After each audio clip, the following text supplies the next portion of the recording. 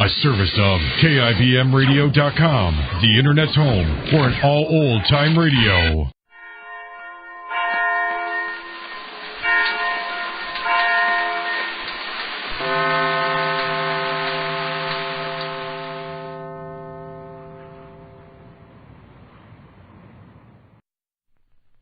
This, I believe. My friend and colleague David Schonbrun, who is the CBS Paris correspondent, brings an unusual wealth of sympathy and understanding to his reporting of the news. Part of this comes, I suspect, from his unique background, which includes teaching high school at the age of 19, writing articles as a freelance for Click, the Chicago Sun, and PM, and covering the war from the very midst of things as a U.S. Army correspondent. Part of it comes, I am sure, from his forthright, thoughtful beliefs. Here is Dave Schonbrun. Every man and woman who goes through college in these United States gets to hear about a French philosopher called Descartes and his famous formula, I think, therefore I am. Few ever read Descartes' works, and even fewer ever stopped to think what he meant by that. I did. Not because I'm smarter than anybody else, but I was studying to be a French teacher, and I thought I ought to read France's greatest philosopher myself and not just take someone else's word for what he meant. I didn't know it then, but that was the beginning of a new life for me and a pattern of thinking that has governed my conduct ever since.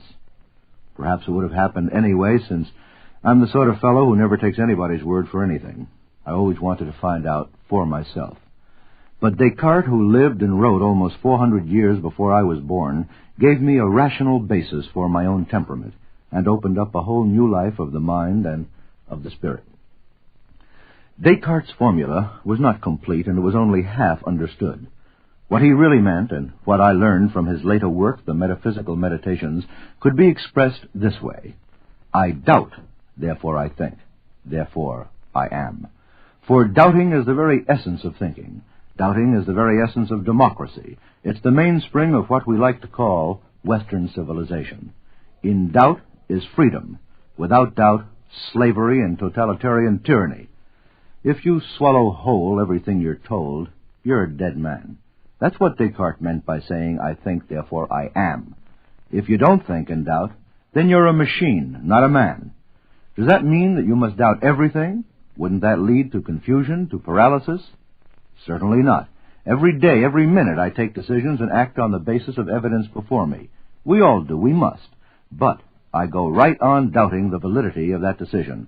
I think about it the next day and the next again, re-examine it constantly to see if it's still true. That's the essence of free will. That is freedom itself. In industry, doubt means constant striving to find a way to build a better mousetrap. In medicine, constant search and research for new cures, rejecting, doubting the prejudices of the past. In my own chosen profession of journalism, doubt is the very essence of a reporter. The reporter who stops doubting becomes a propagandist, not a reporter. It was my reading of Descartes that led me to give up teaching for journalism, the most exciting profession of all, I think.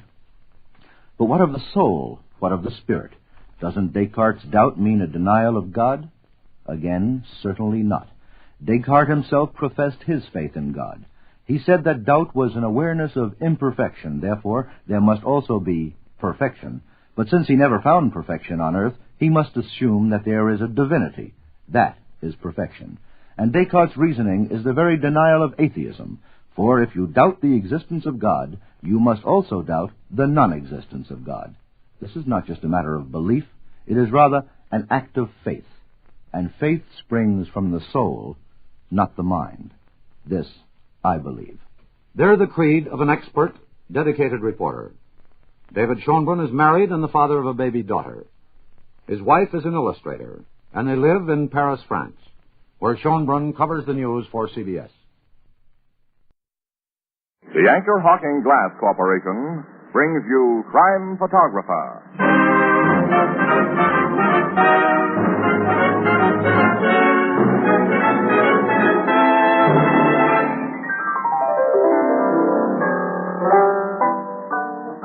Say, Ethelbert, what's today's date? It's the 17th, Casey. How do you know? Because tomorrow's the 18th. It's a famous day. What do you mean a famous day? It's the anniversary of the famous ride of Paul Revere. Did I hear somebody say famous? Why, I was just going to talk about something famous. Is that so? Sure, Anchor Hawking, the most famous name in glass.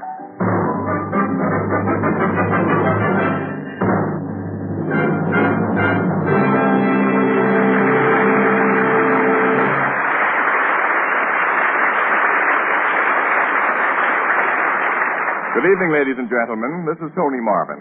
Every week at this time, the Anchor Hawking Glass Corporation of Lancaster, Ohio, and its more than 10,000 employees bring you another adventure of Casey, crime photographer, ace cameraman who covers the crime news of a great city. Written by Alonzo Dean Cole, our adventure for tonight, Box of Death.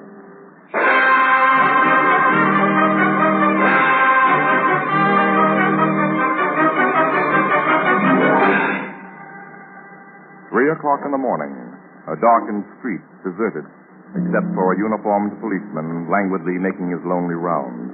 In the middle of the sidewalk, he sees a large wooden packing case. He stops, reads a stenciled inscription on it, and then angrily enters an apartment building and rings a doorbell marked Superintendent. Is that you at the door, Fred? This is a policeman.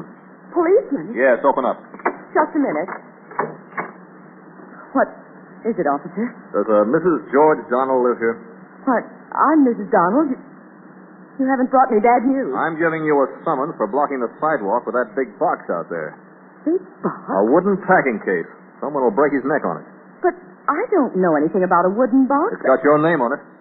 Come and see. Okay. You know, for a moment I was afraid you were here about my husband. Why should I be here about your husband? He hasn't come home tonight. I've been waiting for him. He must be an awful chump to stay out when he's got a wife as young and good-looking as you are. He doesn't usually stay out. Say, the super of this house is named Swanson. What are you and your husband doing in this apartment? Mr. Swanson has rented us a room in his apartment until we can get a place of our own. The old housing shortage, huh? Yeah. Well, there's the box, Mrs. Donald. See, it's got your name and address on it. But I haven't the slightest idea what's in it or who left it here. This sounds awful screwy to me. Yes, it does to me, too. Officer, open it and see what's inside. Yeah, maybe I'd better. It's heavy as it looks. The lid is loose, just tied down with ropes. Cut the rope, officer. Cut it. Okay, but what are you acting scared about? I don't know, but cut that rope quick. Now, lift the lid. Sure. Holy! A man's inside. A dead man. He's been shot through the head. Oh, it's Fred. My husband. Fred!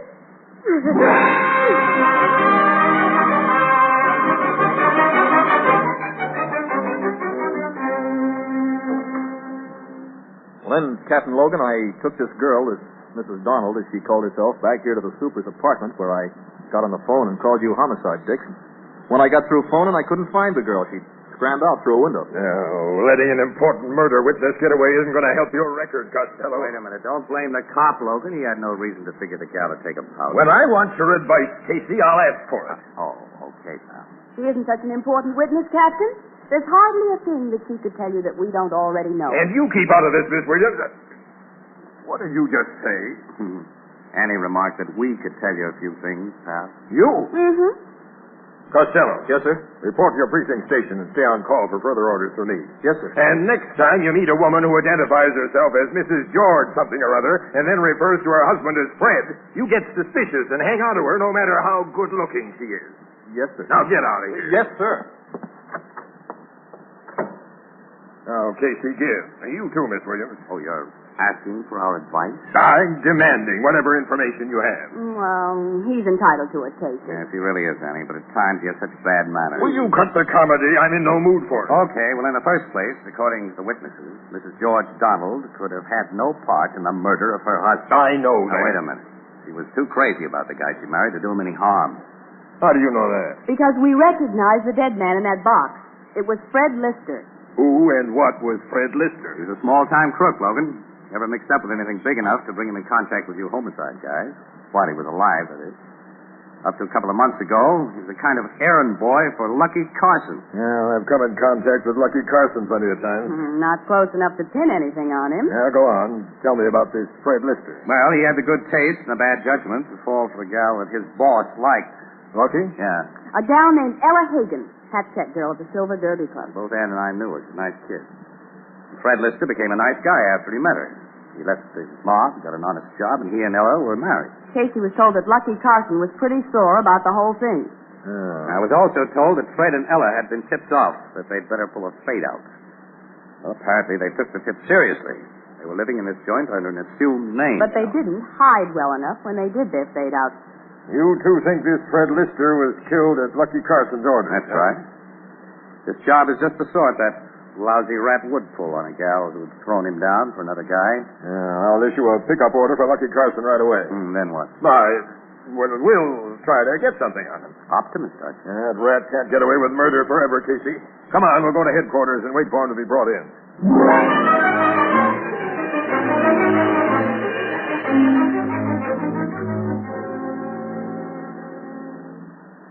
I don't know why you're always picking on me, Captain Logan. It's time you got wise to yourselves and lead off. I'll lay off after I'm able to prove something, Lucky, and you're out of circulation for keeps. That statement implies a malicious persecution of my client, Captain Logan. You keep out of this, Webster. And that's another thing.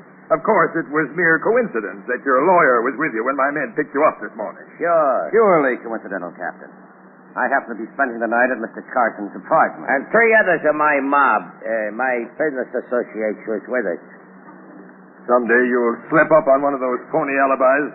You should realize that, Webster, and stop playing with trouble. You've got more brains than Lucky and his kind. Who says Webster has more brains than me? You heard me say it, didn't you? He's trying to get you sore, Lucky. Now, don't fall for it. Now, since you haven't a thing on my client, we'll be leaving here, Captain. So long, Captain. Poor Fred Lister was a nice punk. I'll be sending a swell hunk of flowers to his funeral, and I hope you get whoever bumped them off. Only I doubt if you will. Don't be too sure. Okay. So long, Casey. And Miss Williams. Lucky. Yeah? Say, what's that thing on your watch chain?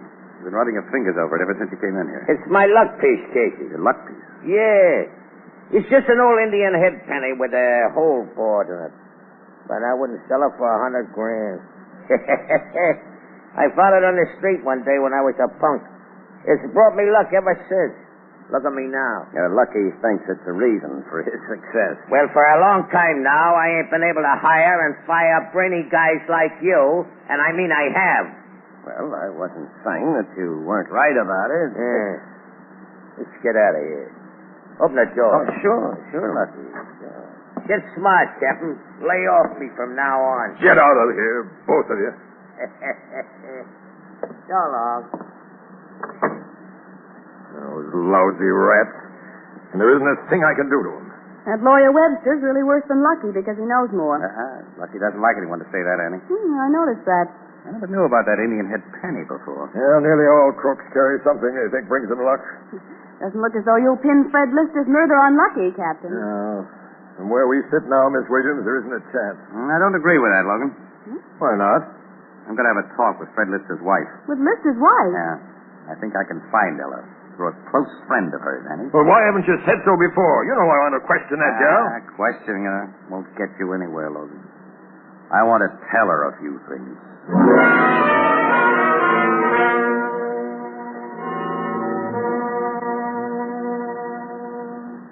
Bruce Judson had no right to tell you I was hiding here in her apartment, Casey. He knew I wanted to help you, Ella. Nobody can help me. Fred's gone. I loved him, Casey. Now he's gone. Yeah, you had a rotten break, kid. I guess you've got an idea who killed him. I know who killed him. Lucky Carson. Yes. When you skipped out on that cop this morning, I figured you wanted to pay Lucky off personally. Right? That's my business. You know, Ella, murder is murder. Even if it happens to be Lucky Carson. I have a plan to pay him off. I think I have a better plan to pay him off than you have. What do you mean? Well, Lucky considers himself quite a guy. He wouldn't be too much surprised if you paid him a visit, a social one. He's got a big yen for you. Talk straight. All right, Ella, I will. But don't tell me my idea's crazy until you've thought it over. Now, here's what I want you to do.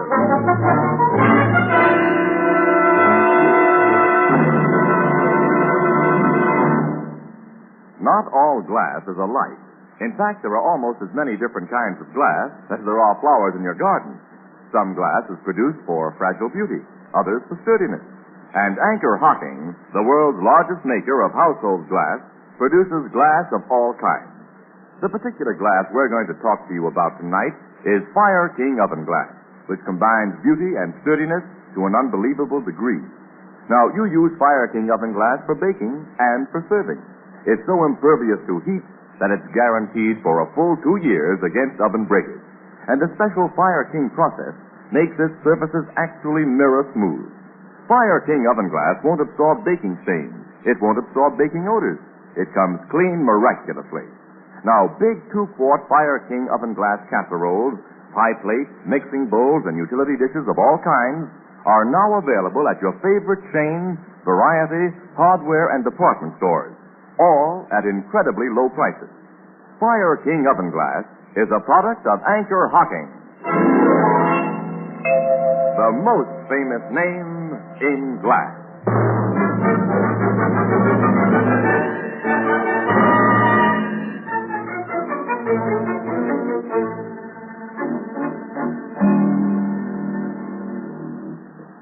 Who did you say wants to see me, Slug? That Dame Ella, who was married to that punk Lister till night before last. Show her in. No, wait, Slug. What's eating you, Webster? You nuts, Lucky. That dame came to your apartment before her husband's even buried for just one thing.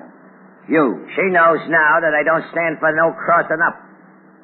Same sofa guys who taught him a lesson. Some dames don't, and this Ella... Hannah, I'm not dope.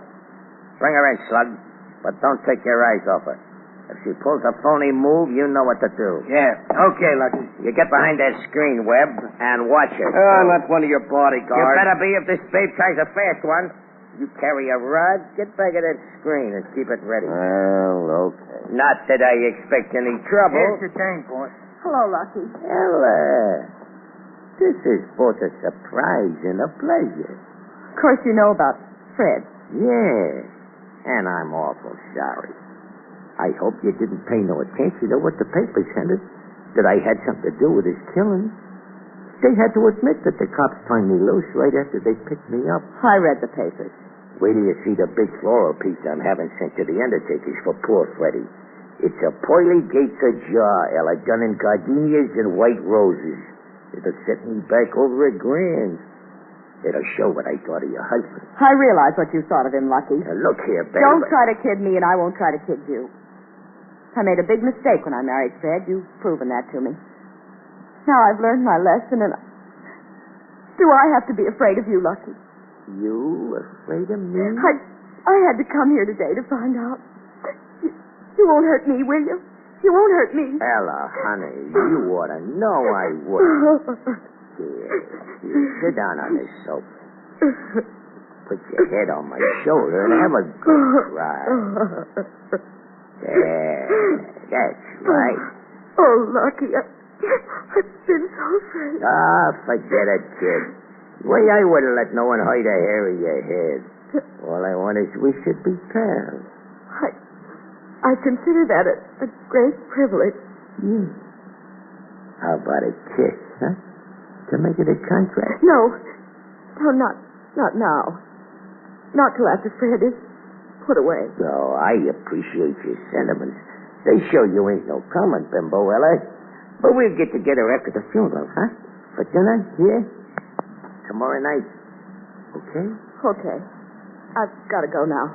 So soon? Well, it wouldn't look right if I stayed any longer now. And besides, you've given me what I came for. Your friendship. Thanks. The pleasure's going to be all mine. Not altogether, Lucky. So long. Show the lady out, Slug. Sure thing. We're making an early dinner, babe. 7 o'clock. As soon as you can ditch the pallbearers. You can expect me. Goodbye. Bye. You can come out now, Webb. Oh, thanks. Well, she didn't try no fast ones, did she? No, you were right. I was wrong. That's the way it usually is. Dame's gone, boss. I sure got to hand it to you. I get what I want, Slug. If not one way, I get it another.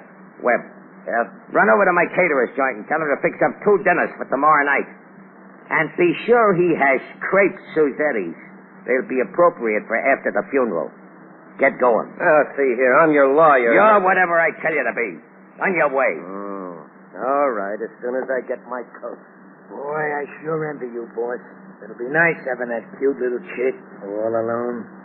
You was born lucky. No, I wasn't born that way, Slug. I was always unlucky, till one day I found it's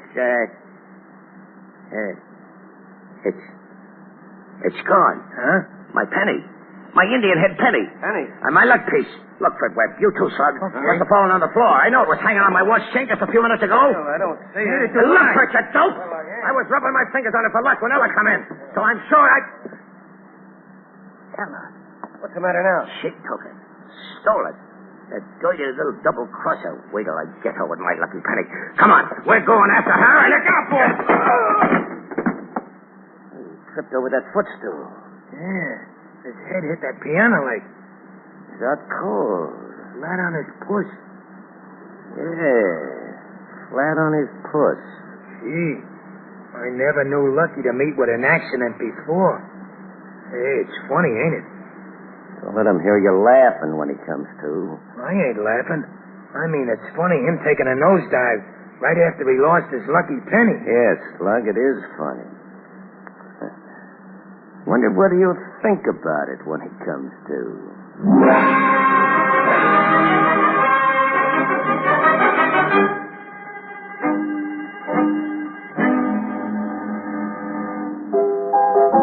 Casey, you were telling me about sending that gal Ella to Lucky Carson's apartment this afternoon. Oh, yeah. Well, I'd nearly finished, Ethelbert. Yeah. Well, she clipped the luck piece off his watch chain, and I was waiting for her outside in my car. She got in. I took her back to her hideout, and that's all there was to it. You figure losing that Indian head penny's gonna bother Lucky a lot? I think it'll do a lot more than bother him, Ethelbert. He's a dumb guy and a superstitious guy. The loss of that luck piece will drive him haywire. And when a crook in Lucky Carson's position doesn't watch every step he takes, well, he only has to make one mistake, Ethelbert. Yeah, which the cops will be watching for like a bunch of hawks. Captain Logan knows about your scheme, huh? Oh, sure. He's giving Ella Lister plenty of police protection, too. You've told him where she's hiding out? Well, Lucky's pretty sure to figure that she took that penny, and he'll try to get it back. Tomorrow he'll be tipped off to her hideout, accidentally, on purpose. And then, unless I'm completely wrong, he'll make his mistake. Say, what's she done with the penny, Casey? I have it. Ella hates Lucky so much she didn't want anything around that belonged to her. Let me see the thing. There it is. Yeah, it's just an old penny with a hole in it. You think it's really Lucky? Of course not. How could it be? Luck's mostly a matter of belief, pal. Self-confidence, I guess. You got it or you haven't got it. Well, I don't know about that. I'll give you $1 for this penny, Casey. $1? Look, if you want the thing, I'll give it to you, Ethelbert. You will? Oh, sure, it's yours, here. Oh, gee. Yeah, but don't let Lucky Carson know you've got it. You might find yourself in a spot. Oh, I won't let nobody know I've got it, except you, of course. Okay. Well, come on, Annie. It's getting kind of late. I'll drive you home. Okay, I could do with a little sleep. Well, good night, Ethelbert. Night, Casey. Night, Miss Williams. Night, Ethelbert.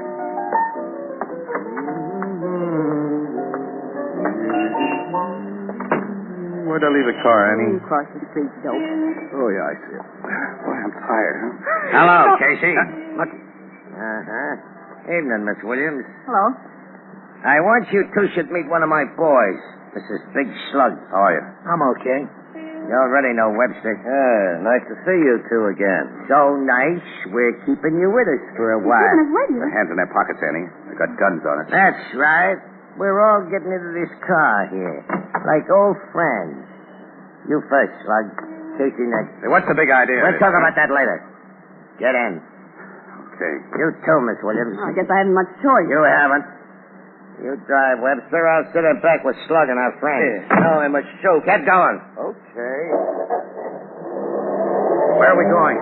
Keep you from asking so many questions, Casey. Here. Hit him with that gun. Give this face a thanks, Slug. Sure. They're both out nice, boss. Head for the country, Webb. When we get to a dark, deserted road, I'm going to have some fun.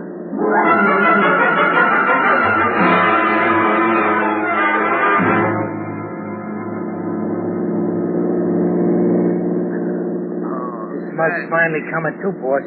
You put real stuff behind that crack on the head you give me. Well. Casey, I thought for a while he killed you. I wouldn't do that, Miss Williams. Yes. You feel good enough to talk now, Casey? Talk, Lucky? Yeah. Where's my lucky penny?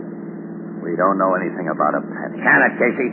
I know you put Ella Logan up to stealing it. Lucky discovered his loss right after Ella left this afternoon. He was about to go after her when he had a little accident. Never mind about that. Accidents can happen to anybody. Sure, Lucky, sure. Anyway, I had the foresight to go to a window and see Ella leave the building and get into a car.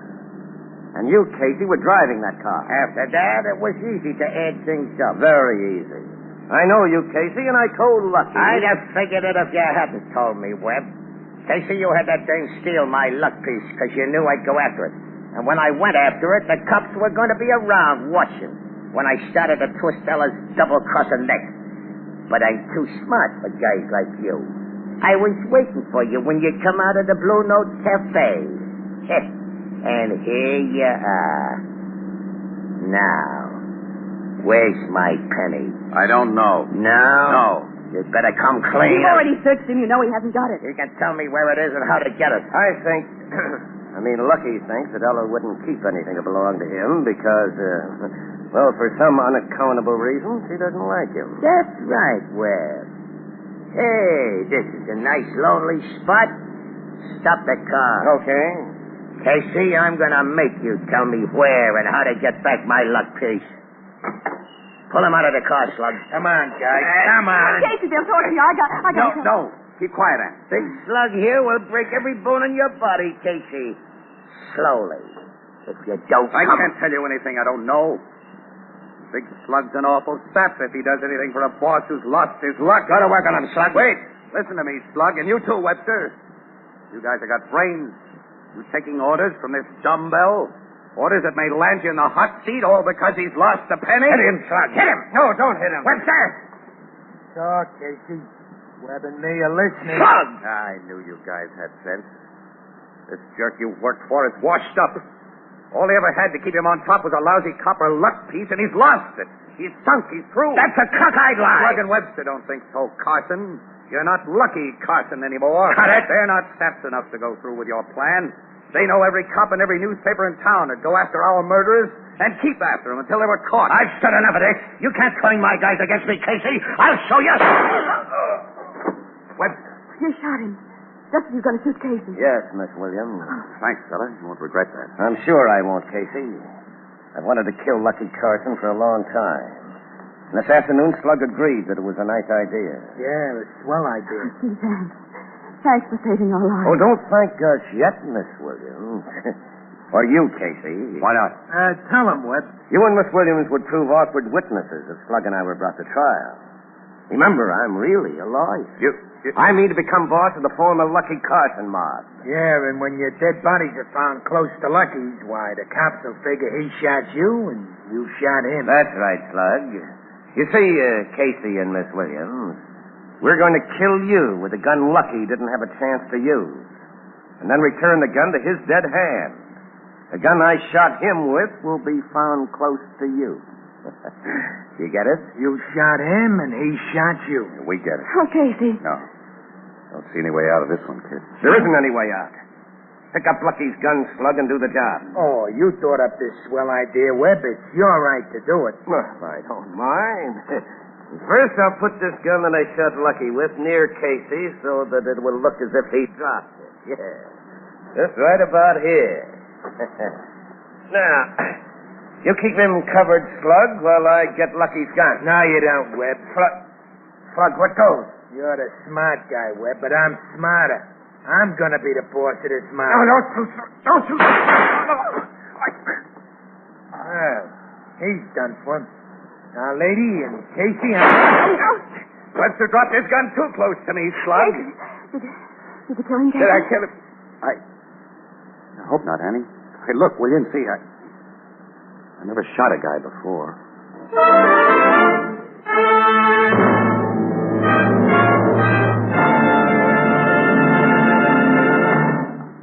There are two great safeguards which protect you in buying prepared foods of any kind. One is the packer's name on the label. He spent a great deal of money in telling you about its quality because he believes in his product. He can't jeopardize for a single moment that enormous investment. The second safeguard which the better food packers of America are bringing you in increasing numbers is the glass container. For the glass container lets you see exactly what you buy before you buy it. At a glance, you can judge the quality of fruit, vegetables, meats, and seafood. And then, too, food packers know that glass won't affect taste or flavor. You can safely reseal the glass container to store leftovers. Now, it'll pay you to shop for foods packed in glass and to let your retailer know that you prefer foods packed in glass. Crystal clear, sanitary Anchor glass containers, which bring you so many of the better brands of food, and the Anchor vacuum caps, which protect them, are products of Anchor Hocking. The most famous name in glass.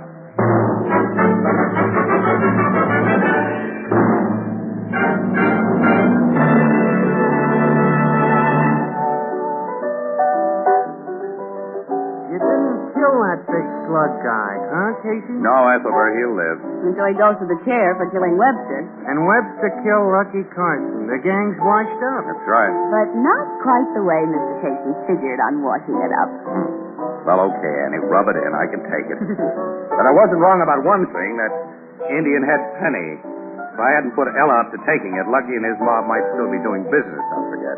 You were wrong about that Indian head penny itself, though. What do you mean? Huh? Miss Williams, less than half an hour after Casey gave me that thing, I got a phone call telling me I'd won a $25 silk hat on a ticket I bought for 50 cents. Silk? You're like my sister Edna says, quote, even a penny can go to your head. Unquote.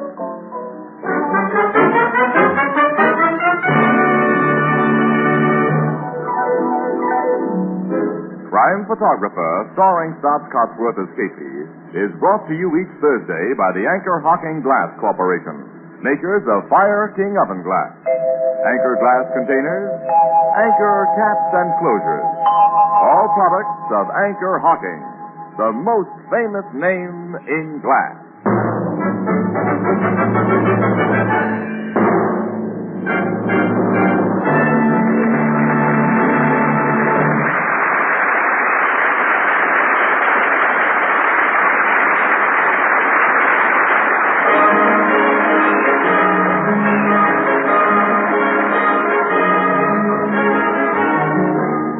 Crime Photographer is directed by John Deep. The original music is by Archie Blyer, and the program features Miss Jan Miner as Anne and John Gibson as Ethelbert. Herman Chittison is the Blue Note pianist. Thursday night on CBS is the biggest show in town, so stay tuned for exciting dramatizations on Reader's Digest Radio Edition, which follows immediately over most of these stations. No one is safe from cancer. It strikes young and old, rich and poor alike. Help bring this vicious killer under control. Give to the American Cancer Society's Drive for Fun. This is Tony Marvin saying goodnight for the Anchor Hocking Glass Corporation of Lancaster, Ohio, with offices in all principal cities of the United States and Canada. This is CBS, the Columbia Broadcasting System.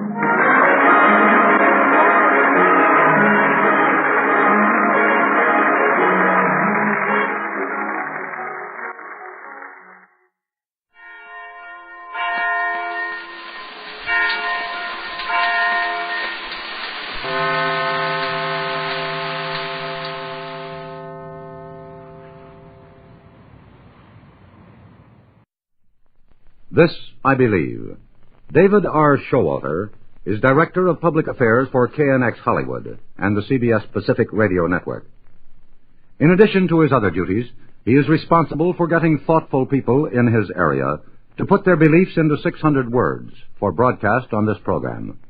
One of his toughest assignments was to get himself to put down David Showalter's own creed.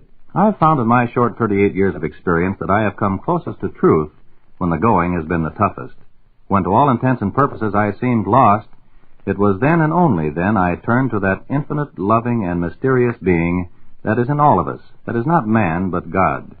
It's a strange commentary on humanity in general and me in particular, that I must find the simple answer to the peace that passeth all understanding, something we all either consciously or unconsciously seek, in those times when I am lost just as surely as I had suddenly found myself in a great trackless waste of desert with nothing in the world to guide me.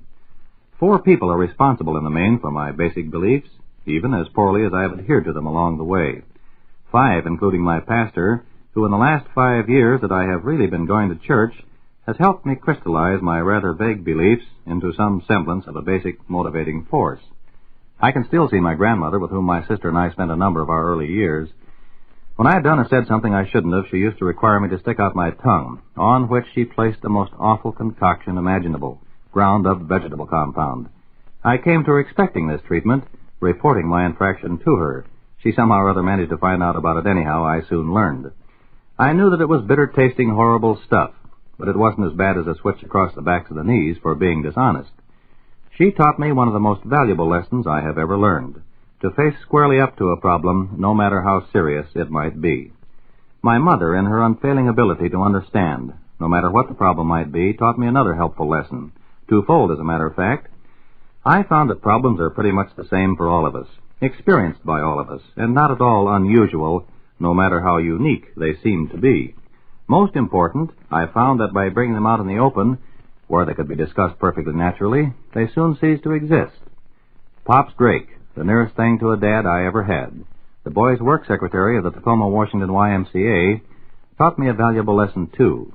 He gave me my first insight into the kind of reward that service to God and fellow man brings, for his was a life of positive, result-bringing service like I had never seen, nor expect to see, equaled.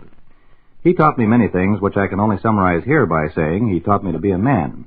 And he did it by placing me in a position of leadership where truly I first began to lose myself because of responsibility to others, and by taking me outside of those concerns which were purely of self, he helped me find myself. No story about me is complete without Verna, with whom I will celebrate my 19th wedding anniversary this year. She has contributed so much that it is impossible to deal with here. But above all else, she has never torn down anything I have constructed, no matter how flimsy the framework or how futile the building. She has always allowed me to be a man, has always expected me to be a man, regardless of how short of the mark I have fallen. This, then, I believe, that I am born for a specific purpose, to serve God and my fellow man. I must lose myself in this kind of service without regard to material reward, if I am to find myself. I must love my God with all my heart, all my might, and all my mind, and all the things I need will be added unto me. I say I must, but this is not completely accurate. I find I simply can't help myself. I find this the continuous knock on the door that I can't fail to answer. They're the beliefs of David R. Showalter, Director of Public Affairs for KNX Hollywood. He enjoys camping, writing, singing, reading, and sports. But he is most interested in the family group, his consisting of a wife and 2 children. Beats the racket. One for the birds. Beat it. See the manager tomorrow. Go on now. But you don't understand, Mr. Daniels. Where are you? We're heading out of here. Out of my way, Torello. Now, Torello, you might get hurt. This is no fiddle in the state. I must see that, Mr. Daniels. Mr. Daniels, what are you doing? Out of there's your friend. I'm here you say yourself is a horseshoe table, is a horseshoe for luck. Luck? Luck's brains, Torello. You haven't got any. Well, you'll be out of here by now. Don't shoot, Mr. Daniels. Not to your friends out there. Don't shoot. Hold everything, fellas. I got a surprise for you.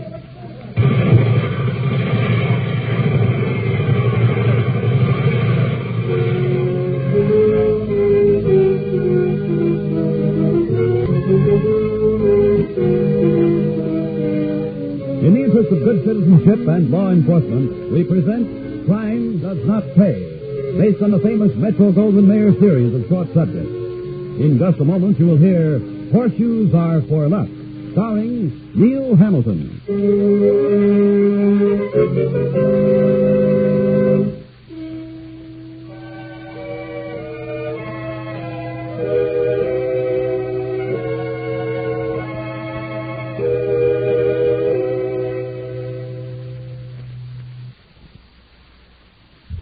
Now, Crime Does Not Pay, starring Neil Hamilton as Mitch the Smoothie Daniels in Horseshoes Are For Luck.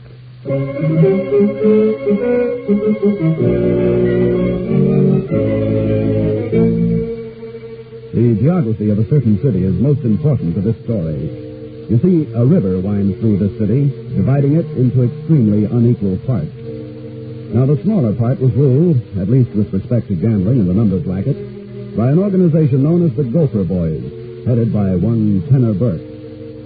The larger part of the city was divided into two approximately equal paths, ruled respectively by the Mermaid Street Gang, led by Jackie Piper, and the State Street outfit, led by Mitch the Smoothie Daniels. Smoothie Daniels was so called because of his impeccable exterior and his equally impeccable grammar. The latter a true mark of distinction in the world where Smoothie lives. A world peopled by young men such as Smoothie's right hand, Joey the Dip. Why kick them in, boss? Joey, I've asked you so many times. Try to speak properly, even if you consider it out of character, so to speak. Whom might I want in here? Jackie Piper, boss. Mr. Piper informs me he has with you an appointment. All right, Joey. Admit Mr. Piper, please. That's your boss. Okay, Mr. Piper, the boss will see you. That's good news. Hiya, Smoothie. Well, happy to see you, Jackie. Sit down. All right, Joey. You don't want I should stick around? Outside, Joey. Okay, boss. You say so. Well, Smoothie? You're looking well, Jackie. Business been good? Yeah, good enough. But it could be better? Yeah, could be. How would you like to make it better? Keep talking, Nick. I've been doing a little thinking, Jack, and a little arithmetic. I'm listening. It occurs to me that a given sum divided into 3 parts means 3 slices of a certain size. The same sum divided into 2 parts means 2 slices of a larger size. I can't argue with that. The returns from gambling on numbers in this town are about as high as they'll ever be. Right. Go on. That's the given sum I was discussing. And 3 slices are you, me, and Tenor Burt, huh? Precisely. How do you figure we'll cut 3 down to 2? You answered your own question, Jackie. You said we. It makes sense. But Tenor's smart. So's his outfit. So are we. Got a plan? It involves a dinner party, Jackie, and a horseshoe table. And we sit on the ends and the Gophers in the center. Precisely. Well, they come to a party like that. I have a place. Matter of fact, I own it. Out on the shore road. Excellent cuisine. I'll issue the invitations. I may even have to hint to Tenor that things will happen to you. But you come. You've earned your name, Nick. A Smoothie. Is it a deal? Name the date. We'll be there. One item. Who'll pack the artillery? No one. All pieces checked at the door with hats and coats. Except, of course, for the operational weapons which I will have had placed ready for me just prior to our arrival.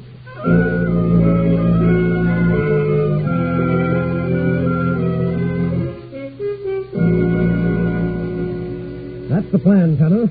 Jackie thinks I'm after you. Quite simple. Yeah, I suppose. Oh?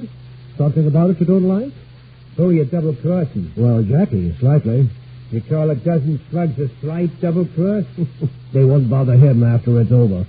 They might be working the gag on me. Oh, come now, Tenor. In all our dealings over the years, have I ever crossed you? Could always be a first time. Tenor, remember when I moved in on the hot car racket?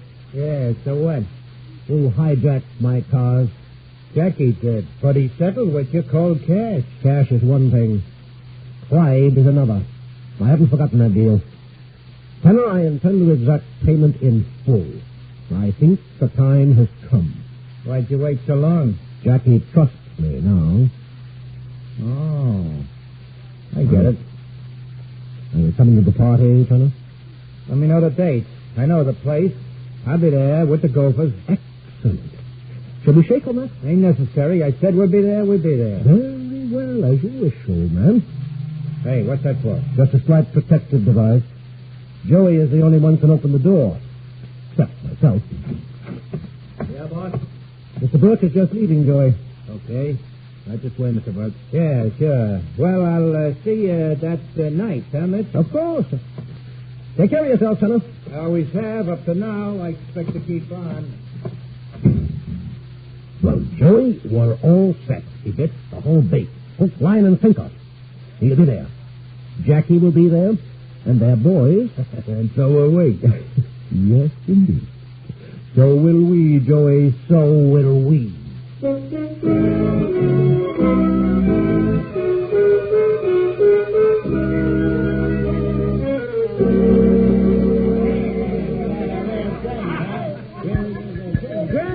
Gentlemen, the hour is growing late. May I propose a toast? Another little treat, bitch. Why not? Only why you gotta talk first, huh? One thing I never do, Smoothie, I never mix talk with liquor. So you talk, me, I'll take the liquor. Nevertheless, my friends, I give you this final toast for the horseshoe table, which has been the scene of our collation this evening. Horseshoes are for luck, my friends. Here's to this horseshoe, and to the luck we have in being friends. I drink to that. You think you like me, too? Pardon me, Rocky. Excuse me now. Be up back in a moment, kiddo. Now, Smoothie? How did you know, Jackie? I ain't as drunk as I look. Good luck, Smoothie. Give me the high sign so I can duck, huh? Sorry, if you let me through, boys. Thank you. Thanks, fellows. Mitch, you got a sense of humor. Good luck. Watch it, Tanner. Jackie's looking this way. He can't see nothing. He's blind. Would you pull in your chair just a slice there? Thank you. Sorry, boys, but I have to get through here. All clear, boss. Even the chef's gone home, like you said. Good, Joey. Our own boys? They all left the room, so they're out of the line of fire. Perfect. Now lay low yourself until the job is finished. Check. Right under the table. And the chopper's in the fiddle case, back of the curtains, like you said. Full drum, too. Excellent. Car's outside. Gimpy's got the engine running. Wait, what are you doing here? I'm a waiter for you, Mr. Daniels. I'm a Tony Terrell. All the waiters were sent home an hour ago. I know, Mr. Daniels. What's the place? You know, get angry, huh? I have a big affair. You own a this place. My brother, he's a little job. He's a salad man. He's a very good salad man. This doesn't beat the racket. One for the bird. Now beat it. See the manager tomorrow. Go on now. But you don't understand, Mr. Daniels. Out of my way, Torello. You might get hurt. This is no fiddle in this case. I'm afraid of Mr. Daniels. Mr. Daniels, what do you do? Out of there is your friends, and here you say yourself is a horseshoe table. It's a horseshoe is for a luck. Luck? Brains, Torello, and you haven't got any. Well, you'll be out of here by now. Don't shoot, Mr. Daniels. Not your friend. Please, don't shoot. Hold everything, fellas. I've got a surprise for you.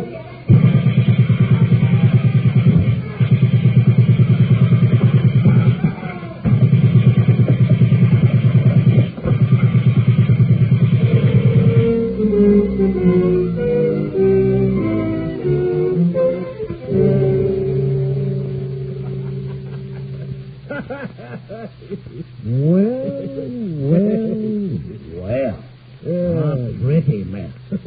But worth it. Not so funny, Joey. Oh, you should have seen it from here, boss. When the waiter come out of those curtains running like a scared rabbit, oh, brother. And the look on Jackie's face just before the slugs cut him down. Honest, boss, it was a circus. Well, no doubt. It'll be a circus for us, too, if we don't get out of here. Everybody dead? Nobody moving. I checked them all. Like matches. Oh, you're sure great with that chopper, boss. Perfect. Split the cake, must we? Not anymore, Joe. From now on, it's all ours. Let's go. This was a wonderful party.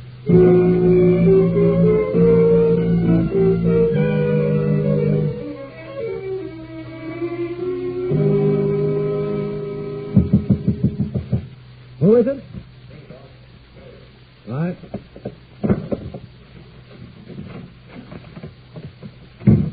All right, Joe, what's happening? You ain't gonna like this, boss. You pick up Gimpy? Rocky, maybe? Our boys are out of town, like you told. Then what? Here. It's in the paper. All of them. Stop talking in riddles, Joey. Read it. It's all there. I don't even want to think about it. District Attorney promises swift indictment of gang leader Mitch Daniels for murder. What? Go on. That crazy waiter, boss. The one come running out of the curtain. The only survivor of the recent gang massacre is an eyewitness, one Tony Torello. Escaped murderous machine gun by Daniels, dove on the table, buried under bodies, left for oh, lovely. Just beautiful. One of the bump brakes, boss. That's little. You told me they were all dead. You told me. Hey, look, boss, honest. He must have passed out. I could have sworn he wasn't breathing. Never mind. Too late. No time to waste over what's been done. Well, what now, boss? Now? We've got to get out of town and quick. On the land, boss? Yeah. They're trying to arrest somebody they can't find. And the indictment hasn't been handed down yet. We have to travel, Joey. But when it all quiets down, we'll be back. And then goodbye, Tony Torello.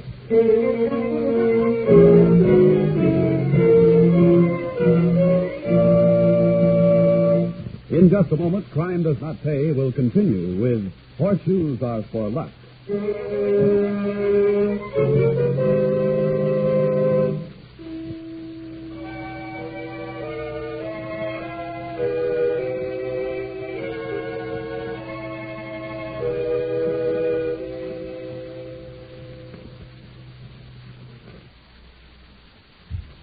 Now, we continue with Crime Does Not Pay, starring Neil Hamilton as Mitch the Smoothie Daniels in Horseshoes Are For Luck.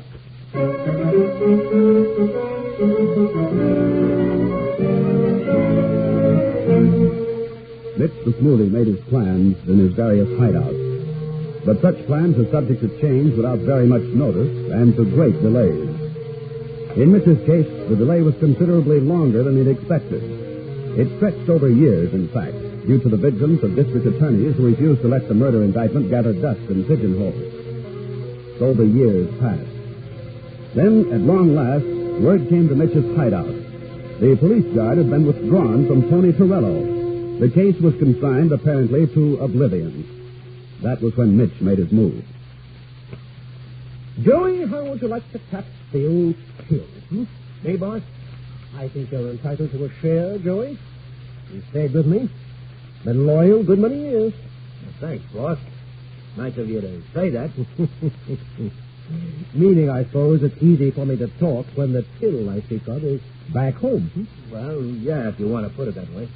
Suppose I said I think it's high time we went back. What, boss? You want to burn? No one's going to burn, Joey. That's a pretty old indictment by now, just about forgotten. Well, a killing is a killer. I know. There's no statute of limitations on murder. But an indictment is no good if the witnesses aren't available. The Torello character is still living, eh? But no more police protection. I begin to catch, boss. I've made a plan, Joey, my friend. It's detailed and a little complicated. But there's too neat a sum of money hidden away back home, and the pickings hereabouts are too slim.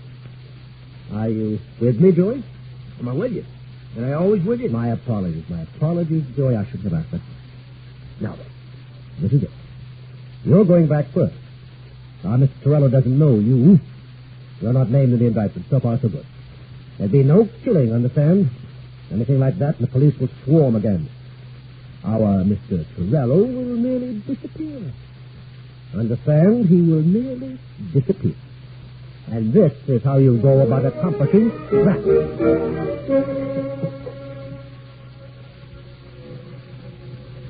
What do you want, Shrimp? I'm looking for the bosun of this ship. A fellow called Lovejoy, Matt Lovejoy. You're talking to him. I'm Joey the Dip. He was told I was coming. Okay, you're here. Stop talking. I got $1,000 for you.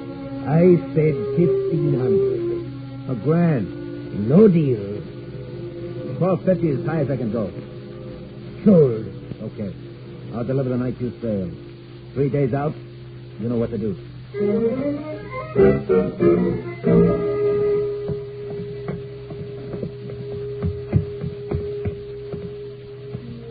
You're Torello? Who are you? What do you want with Tony Torello? Let's take a walk, wise guy. I'm in no walk. I walk all the night with a tray. Now I'm asleep. Only as far as my car. You can sleep in the car. On the way to the waterfront. I'm in no go to... I ain't supposed to let you have it, but you'll get it too if you don't walk. Now down the stoop, Torello. March, fast.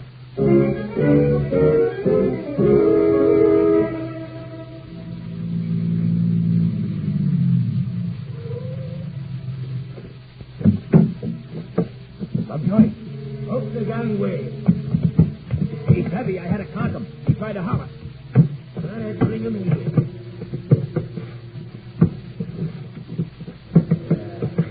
a little guy. What's the matter, Slim? You weak or something? This monkey's heavier than you think. Where's the dough? My jacket envelope. Okay, I've got it. All right, follow me. There's a rope locker for us. You can dump him there. We'll sail with the tide.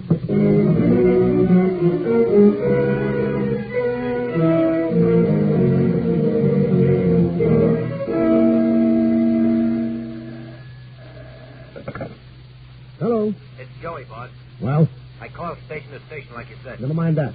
What about Torello? Mr. Torello is going to sea, boss. Just about now. How much? $12.50. Good. Well, I expected you might have to spend the whole $1,500. You know me, boss. Penny saved. Anyhow, I'm a partner now. Why, so you are, Joey, so you are. I trust Mr. Torello has a comfortable berth. First class, yeah. In a rope locker. Only one class on a freighter, like in them travel ads. Say, can we go around the world, boss? What for, Joey? I always wanted to see that place, Tahiti or something they call it. Well, we might, Joey. We just might. Once I open a certain safe deposit box. But before that's possible, we have a certain matter to clear up, don't we, Joey? We're all set now, boss. Oh, we will be in 3 days. Check. Reserve a room for me at our old hotel, Joey. I'll be back in exactly 3 days.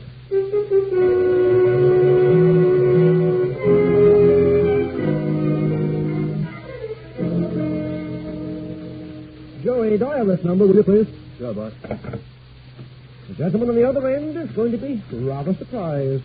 Oh, is it? You'll hear. Just mention my name when he answers. That's it. Hello? One moment, please. Mr. Mitchell Daniels calling. What? Who? Oh, yes, boss. Sounds surprised. Thank you, Joey. Hello. This the district attorney? You know, this is my private number, Daniels. Don't know how you found it. Oh, I have ways still, as you see. I want to see you. Will you come in, or do I have to send for you? Oh, I'll be down. I'm merely calling for an appointment. Very sure of yourself, aren't you, Daniels? I'm sure I want an immediate trial under the old indictment. Or I want the indictment quashed. Shall we talk it over? You and I, say at 11 in the morning? 11 tomorrow? A pleasure. Real pleasure. My staff and I are looking forward to meeting you. I trust the pleasure will be mutual. Well, apparently the welcome mat will be out, Joey. Apparently the welcome mat will be out.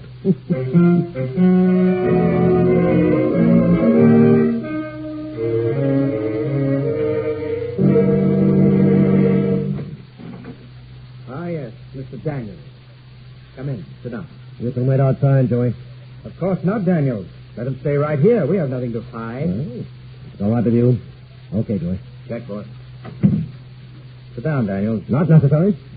What I have to say won't take that long. You never can tell. I can tell. You're the district attorney. I want a trial or the indictment thrown out. I see. Go on. That's all. Now it's your turn. On what grounds would you have me quash the indictment? You have no witnesses. You can't get a conviction without a witness. Meaning Torello? Oh, perhaps. Your friend Joe here might be persuaded to talk. I don't know nuts. He might refresh your memory. I wouldn't try anything. Joey and I both had our pictures taken yesterday. My lawyer has them. Any marks will show. Well, you've thought of everything, haven't you? I believe I have. Move. You know, Daniels, it's strange about people. What, this? Philosophy? In a way. Sometimes people will take anything, connive at nearly anything. And then they reach a point, usually where someone rather like themselves is being pushed around for no good reason, and they stop. They change course in midstream and fight back. A pretty speech. Very pretty. Ought to sound very fine, make an excellent impression when you run for governor. I may do just that, Daniels, after I've convicted you. All right, you can come in now. Crosses, the double crosses. The big guy crosses. Be quiet. Well, Mr. Torello? What's the use, That's to Mr. Daniels. I see him close, like now, with a machine gun. And Mr. Lovejoy? Hey, that's a little rascal. Delivered Tony here like a sack of potatoes for the galley. I didn't like him then, I like him less now. Thank you, Mr. Lovejoy. Daniels, you're strangely silent. No more smooth talk, no bluster. My lawyer will speak for me. You'll never get a conviction, you know. Won't I? With Mr. Torello to tell his story and with Mr. Lovejoy to tell his? Mr. Lovejoy, will you tell Daniels and his pal here what you told me about why you left the ship with Mr. Torello instead of dumping him overboard 3 days out? Well, sir, I couldn't see no reason why a little fellow like Torello should get bumped for a couple of bums like these two, that's all. I never intended to dump him anyhow. Just put him ashore when he got to the other side. But here's a little guy. All he wanted to do was to get back to his house and be left alone. So that's okay with me. Maybe that's what I want, too. And when a louse like this Dick throws him around and beats him up and wants him to be bumped, I don't like it. Who do these guys think they are, anyhow? So I told the mate and walked off the ship with Tony. You dirty double-cross. Leave my friend Matt alone, you hear? You... Never mind, Joey. Anything else, Mr. D.A., before Joey and I take up residence here? No, for the present, that'll be all. Nice of you both to come in voluntarily. But you rather underrated us, didn't you? Underrated whom? Why, Mr. Torello and Mr. Lovejoy, of course. Who else?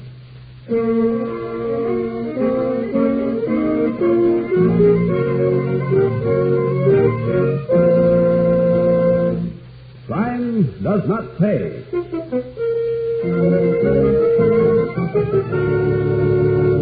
Neil Hamilton, who was starred as Mix the Smoothie Daniels in Horseshoes Are For Luck, will be back with you in just a moment.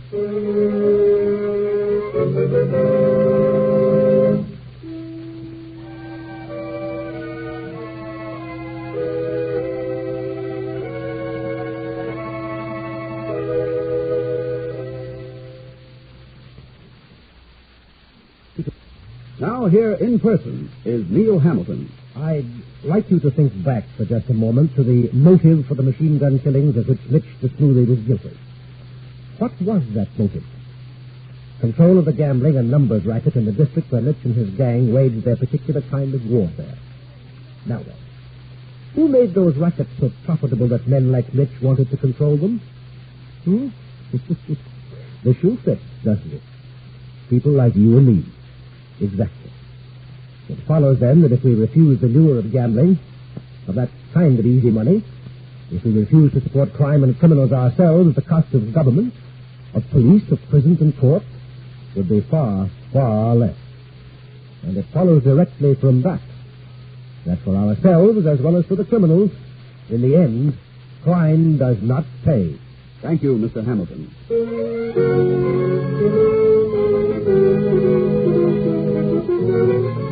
Crime Does Not Pay is written by Ira Marion and directed by Mark D. Lowe, with music composed and conducted by John Garth.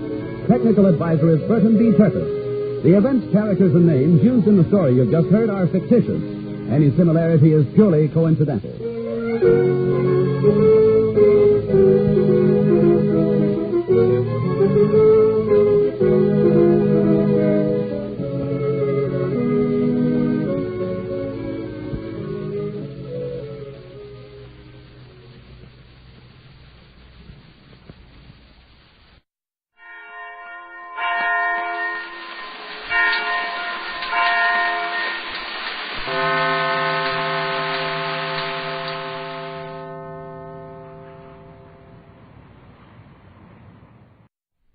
This I believe. Professor Dennis Brogan is one of those public figures that some think of as four people crammed into one. The general public in Britain first heard of him in 1944, when he took part in the BBC's Transatlantic Quiz, with such sardonic characters as Christopher Morley, David Niven, and John Mason Brown. Before that, however, he was well known to students of French history for his book, The Development of Modern France. He has also earned a reputation as a British authority on American history and Americans. He is now a professor of political science at Cambridge University. Here now is Dennis Brogan. What do we mean by believe? Do we mean know? Do we mean feel? I believe that Washington is the capital of the United States. I also know it. I believe that the United States is a good thing, but in the same sense I can't and don't know it. When I say believe in this talk, I shall be talking of things that I hope and believe to be true. but which I know are guesses, speculations, things hoped for, not things known. The next point that I must make clear is that I don't know what the universe is about. Millions believe that they do. Christians, Jews, Muslims. All I know is that I don't belong to them. The Scottish Shorter Catechism begins by affirming that the chief ends of man are to glorify God and enjoy Him forever. People who believe that have another term of reference. What I believe is concerned with this world, with my place, duties, possibilities in it. Well, what in that context do I believe? I have learned to believe that the object of life isn't and can't be happiness. The young, subject as they are to miseries and emotional shocks and disappointments, still cling to the belief that given certain conditions, happiness, pretty uninterrupted happiness, is at hand. The American young especially believe this. I believe that happiness is a byproduct. You must want the girl or the job for itself, as a good in itself. Happiness may come, but only if you want the other things first. I've got in the word good, a dangerous word in modern times. I believe that it has a meaning that can't be reduced to other meanings. We were all taught that, but we have to learn it as well. And that is a converse. For we eat of the tree of the knowledge of good and evil, and the older we get, the greater the danger of gliding over the difference. This is what Shelley meant when he wrote of the contagion of the world's slow stain. What Bernard Shaw meant when he wrote that every man over 40 is a scoundrel. I believe that every man needs watching, and the one who needs watching most is myself. You're not likely often to be too hard on yourself. Even if other people behave worse, you're not responsible for them. And I don't believe that peace of mind is the state to aim at. Idiots have peace of mind. People who have undergone dichotomy of peace of mind. You ought to be uneasy. I believe that I ought to be uneasy. Then I believe that love is more fertile than the most efficient hate. The great sin of the modern world is legitimized hate, legitimized by political passion. It's an attractive trap. I fall into it frequently, but it's a trap. The other trap is making passion do the work of intelligence, for I believe that you can go as wrong badly by intellectual passion as you can by sexual passion, passion for money, and so on. A zealous Catholic, who was a very good poet, Hilaire Belloc, once wrote, "There's nothing worth the wear of winning but laughter and the love of friends." There are worse views of life, and I believe that if forced to choose inside that narrow frame, I'd drop the laughter. For life, I believe, is something more and better than the best joke. That was my old friend, Professor Dennis Brogan of Cambridge University, England. His red face and black-rimmed glasses give him a rather gentle, owlish appearance. But his Scotch accent and forthright opinions sting and bristle still.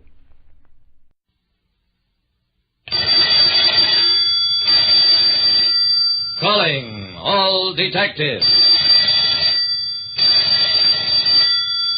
The average detective doesn't make much money, but I was once given $1 million to spend as I please. That is the situation on this page from my casebook, the casebook of Jerry Browning, private detective. Most people like me, Jerry Browning, in my business, private detective, don't get rich. But sometimes they get to handle an awful lot of money. Don't stay long, Mr. Browning. Jared is a very sick man. I understand.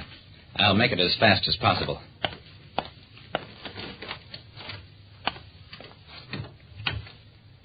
The old man on the bed was little more than a pair of dark, alert eyes and the fierce will to live a little longer. About time you got here, Brownie. Can't expect a man to hang on forever, you know. I smiled at him. You got a long way to go, Mr. Jarrett, so take it easy. The old man tried to prop himself up on an elbow. Failed. He's a liar, Brownie, but I'll overlook it this time. I'm as good as dead, and you know it. The big dark eyes burned into mine. You an honest man, Brownie? I grinned at him. Reasonably honest, Mr. Jarrett. I make more money that way. The ancient head nodded. You'll do, Brownie. Call in John Pettit. He's my confounded lawyer in the other room. Aim to make me a new will. I'm leaving you all my money. Close to $1 million. And I'm leaving you a job. You find out who that money rightfully belongs to, and you take off it as much as you think is coming to you for a fee. And don't forget, you're an honest man. A dying man willed me $1 million and told me to find out who should really get the money. 3 weeks later, Jarrett's lawyer and I faced a room full of Jarrett's relatives. Under the provisions of the late Mr. Jarrett's will, Mr. Browning here is the sole legatee. Jarrett's nephew jumped to his feet. You can't get away with this, Browning. We'll go to court, have the will broken. I shrugged. Take it easy, everybody. I intend to follow Jarrett's instructions. Find out who really deserves the money. And as soon as I figure it out, you'll all hear from me.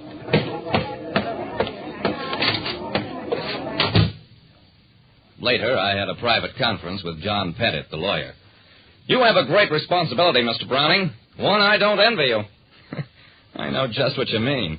I've got $1 million, only none of it's mine. And I haven't the slightest idea of how to find out who should have it. I assume you're considering Mr. Jarrett's quite considerable number of relatives? Yeah. But I can't help thinking, if Jarrett wanted any of his relatives to have the money, why didn't he leave it to them directly? That, Mr. Browning, is for you to determine.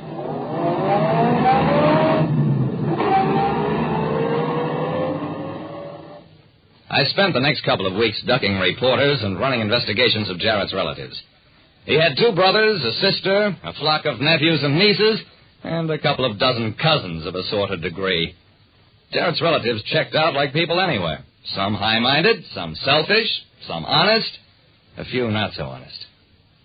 I tried to project myself into the mind of a dying old man.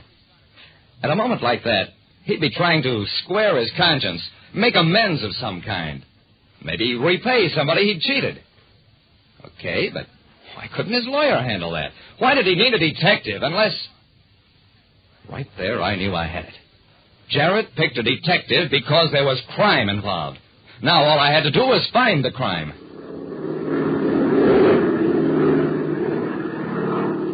Two days later, I was on a plane bound for Casper, Wyoming.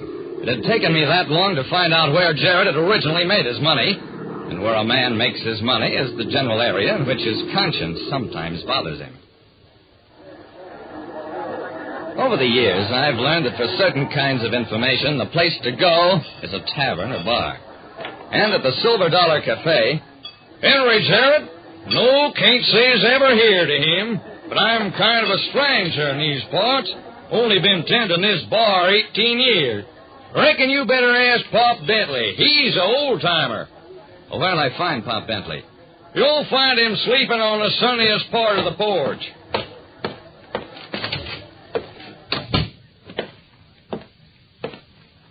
When I finally located Pop and roused him, he cocked a shrewd eye at me. Jarrett? Nope, don't remember him. But if I had a few drinks, it might jog my memory. The old-timer's idea of a few drinks was a full bottle. But after a while, his tongue loosened. Yep. That Hank Jarrett was a smart one. He didn't sell out his claim like some t'other fellers. And that Hank, him and Joe Lawson, I reckon they must have took out close to $1 million in dust without anybody ever knowing where the placer was. Lots of fellers tried following him. Tried to himself one time. Led me up and down the desert and finally lost me. Almost died of thirst before I got back. Yep, that Hank Jarrett is a smart one. He sure must have been. And by the way, what became of Joe Lawson? He died. More than one feller died back in them days. Weren't good manners to ask just how. I get it. Pop, how would you like to try to locate the Jarrett claim with me? Sure would. For $10 a day. Who in the world ever heard of prospecting from an aeroplane? It's a different world, Pop, and I've got to save time. It was at the 6th lonely, deserted claim that we investigated that we finally found what I was looking for. Yep. This's it. And here's where Hank buried his partner after shooting him in the head. All right, Pop. Cover up the grave again. This is all I needed to know.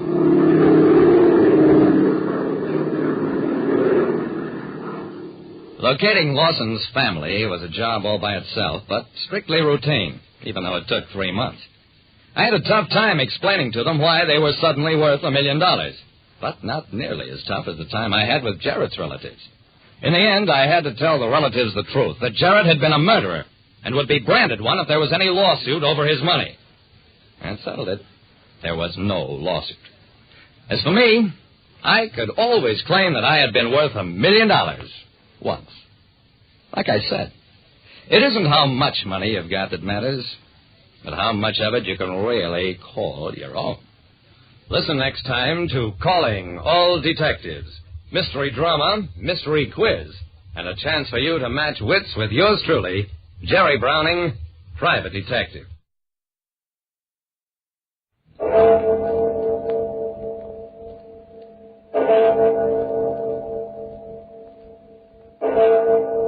Murder at midnight.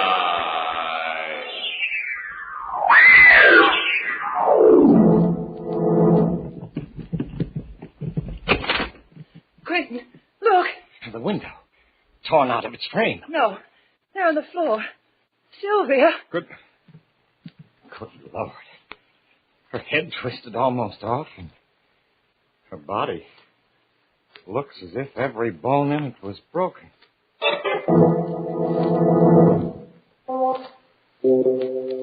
Midnight, the witching hour, when the night is darkest, our fears the strongest, and our strength at its lowest ebb. Midnight, when the graves gape open and death strikes. How? You'll learn the answer in just a moment in Death's Worshipper.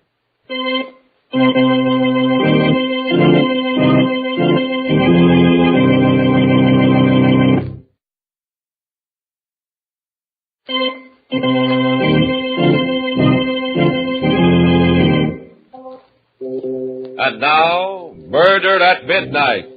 Tales of mystery and terror by radio's masters of the macabre. Our story by J. Williams is a tale of fear from afar called Death's Worshipper. On the surface, it's a New York apartment like thousands of others. In a house with a brownstone front on a dark little street. But to Kate Bonney, living here with her brother Peter, it has become a prison cell, a place of menace, a house of terror. I can't explain, Peter. It's as though I were caught in a spider's web, waiting helplessly while the spider comes closer. But, Kate, you still haven't told me just exactly what's troubling you. It's real, Peter. It's a feeling that, well, like in a nightmare when you know something awful is after you and you can't escape. It's drawing closer. It's coming here to this room to find me. What'll I do, Peter? What shall I do? Please, Kate, pull yourself together. You've got to.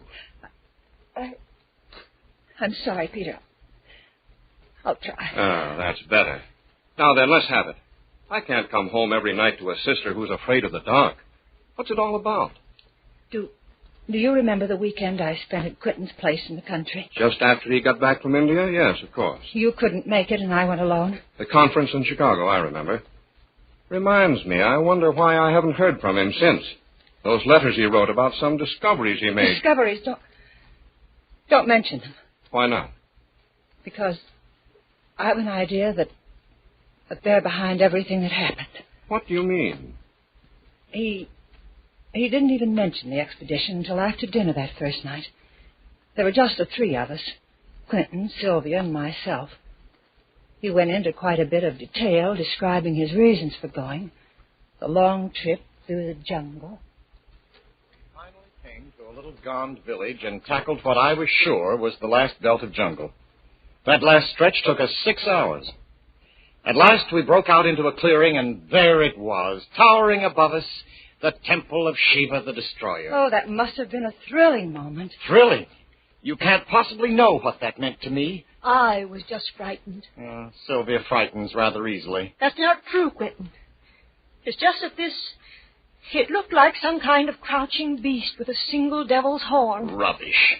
It was breathtaking, Kate. Imagine a great square block of stone set in a riot of jungle foliage. Out of it rises a tremendous three-cornered spire fully 100 feet high. Oh, that must have been magnificent. Yes, and the whole thing covered with a lace tracery of stone carving. And this is what you had set out to find? This was it. You see, the Hindu Trimurti, or Trinity, is composed of three deities. Brahma, the creator, Vishnu, the preserver, and Shiva, the destroyer. Yes. Well, in this tiny district in the hills, there had once been a local cult which worshipped only the destroyer. In a curious and perverted way, well, the worshippers became their god. I don't understand. When they prayed to Shiva, the god himself entered and took possession of them. They were Shiva, with all the powers and all the frightful energy of the god. Good heaven. And no, not a very good heaven. For you see, the heaven of these worshippers was nothingness. Nothingness? Yes.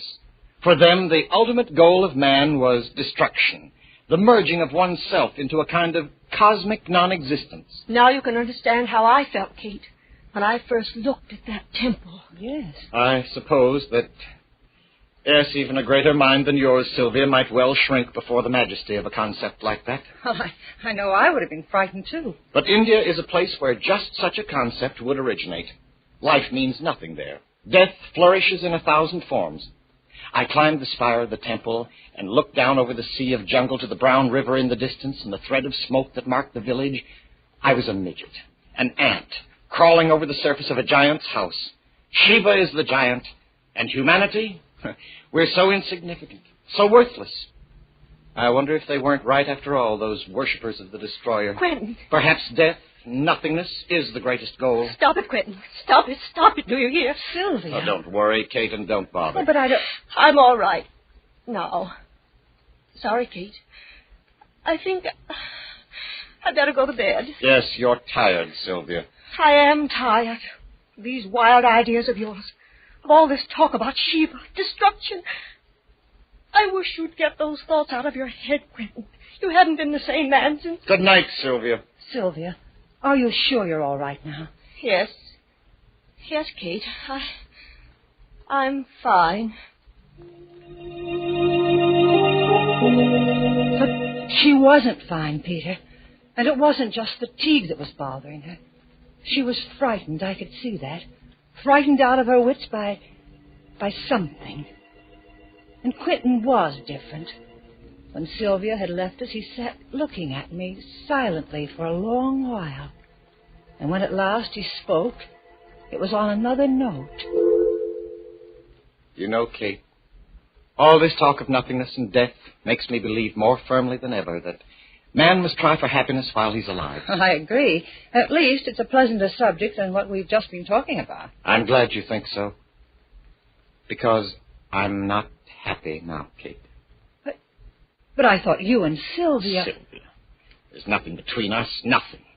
Hasn't been for years. But I... No, not even when we first got married. But you... When I first met you with your brother Peter years ago, something happened to me. My heart sang. It was as though I had burst out of my shell. I knew then. Quentin, you don't know what you're saying. I do. For the first time in years, I know exactly what I'm saying.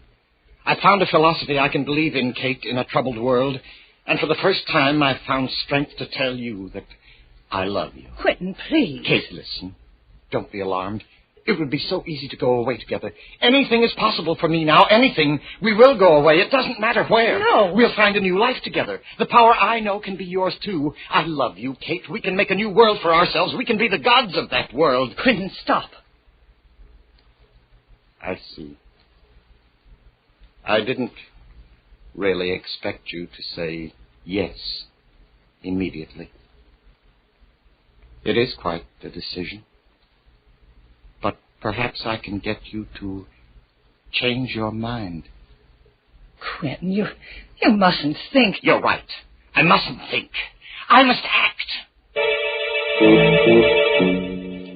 I knew I wouldn't be able to sleep after that. I didn't even try. I went out for a walk. And when I got back, about a half hour later, there was a light in the studio at the far end of the garden. I was curious enough to walk over, and look in the window. The room within was hung with oriental tapestries, with odd, crooked Eastern swords. Quentin sat alone, staring at a figure on the table before him. I could hear him through the window. His face was set, wooden, expressionless, but his eyes seemed to shine in the candlelight like a cat's. And the figure before him, it was horrible. It was a bronze statuette with a serene but awful smile on his face, a smile of hellish triumph. A dozen arms sprang from each shoulder. It bore a club with a skull at its tip, and it seemed to dance upon the back of a crouching dwarf. And Quentin, staring at it, was speaking to it. Approach not the Raja. I didn't know what it meant. I only knew that it was awful. And in some dreadful way, Quentin was trying to make his beliefs come alive. I ran up the lawn, and the clouds that spread over the moon seemed like dark shapes rising from some infernal pit. Wings seemed to be beating about the house as the wind rose. And in my ears rang Quentin's chanting. Even in my room I could hear it, mingled with the moaning of the wind. The moon had disappeared. I couldn't see the light in the studio. I was too far to hear it, but the chanting went on. I don't know. I seemed to hear voices in the wind, many voices chanting with Quentin. Thunder growled up from the darkness. Then there was a single flash of lightning and a clap of thunder, and on the heels of the thunder...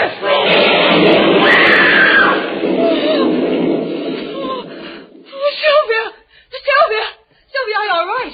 Sylvia, what's the matter? Oh, Sylvia! Kate! Sylvia, what was that? Where are you, Quentin? Here. I was down in the garden. Did you hear? Yes, it sounded like it came from Sylvia's room. This way, quick. Oh. She must have been having a nightmare or something. Quentin, look! The window. Torn right out of its frame. No, there. On the floor. Sylvia! Good Lord. Is she? Let's see. Good heavens. Her head twisted all around until... And her body... It looks as if almost every bone in it is broken. Staring at the broken body, which has been flung against the wall with unimaginable force, lying there like a shattered doll, Kate sways weakly in horror. Is this the work of some demon called up by Quentin's incantation, or is it something else? Then, as a clock strikes somewhere in the silent house, she is certain of at least one thing in a reeling world, that she is in the presence of... Murder at midnight.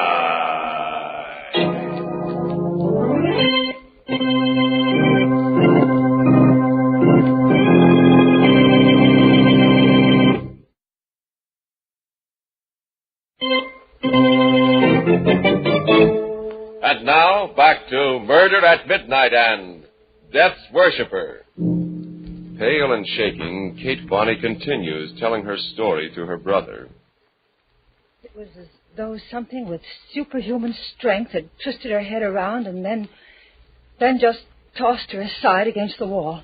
Every bone in her body was broken. It must have been pretty ghastly, but surely you're not going to let the memory of that... It has nothing to do with memory. Something that's more than human. I don't know what killed Sylvia. And now it's after me. After you?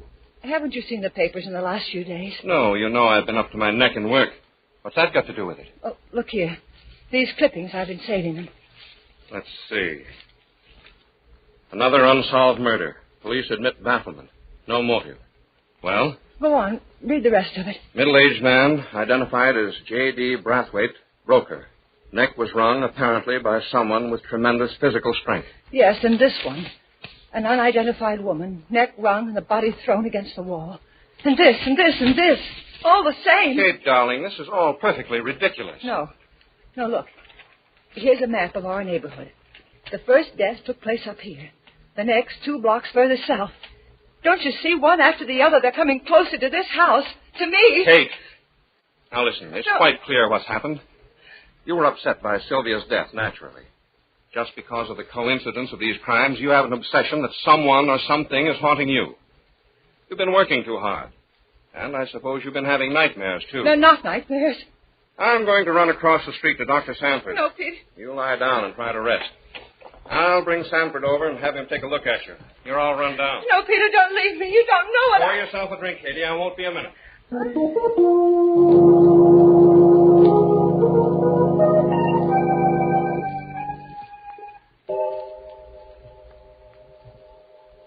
Who's that? Peter. Is that you? Peter, answer me. Is that... Who is it?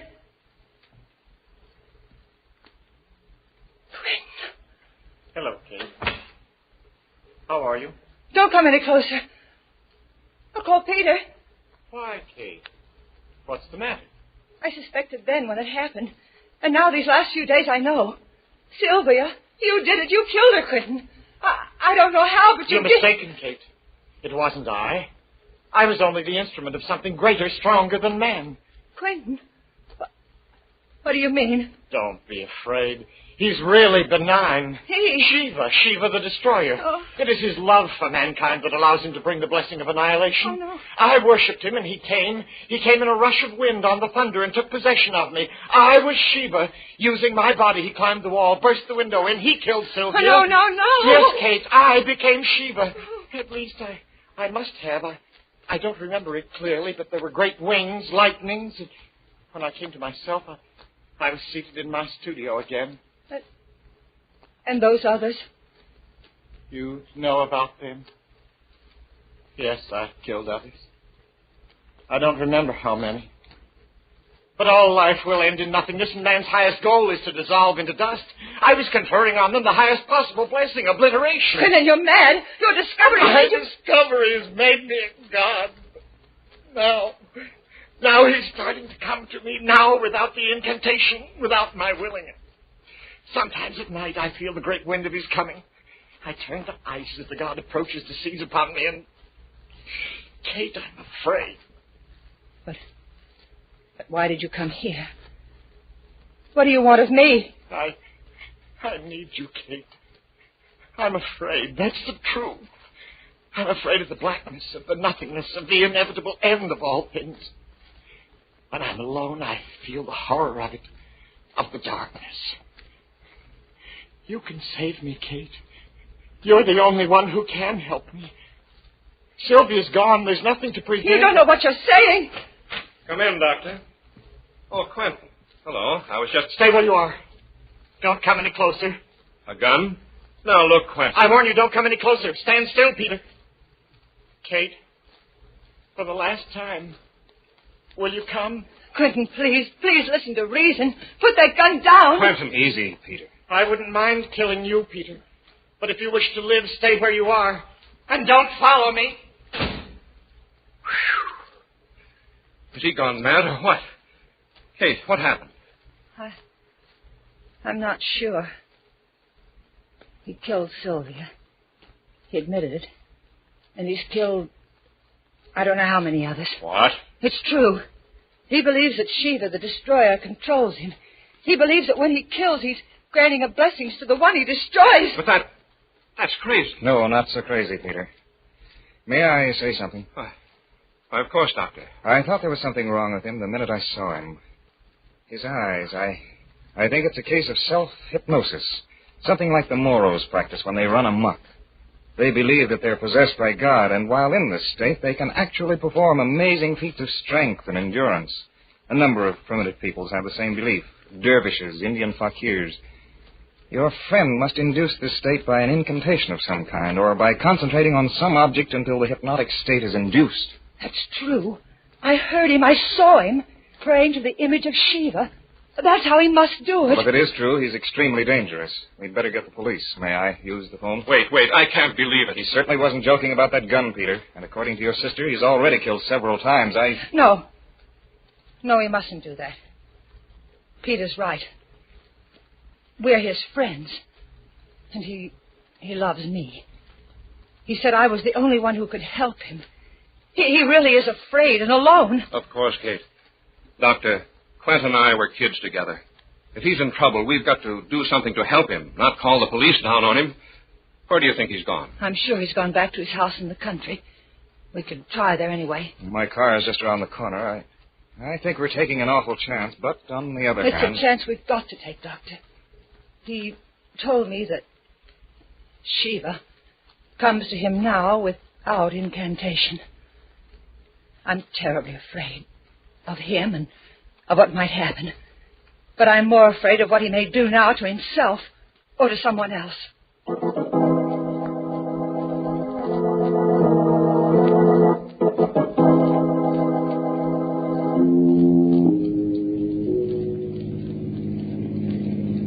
We turn right here below the toll gate. That dirt road? Yes. Look, isn't that a tail light up ahead? Another car. It may be his. There's a storm coming up. If it'll just hold off for a while. A storm. Just like that first one. There, the other car's turning off. That's the driveway to Quentin's house. Step on it.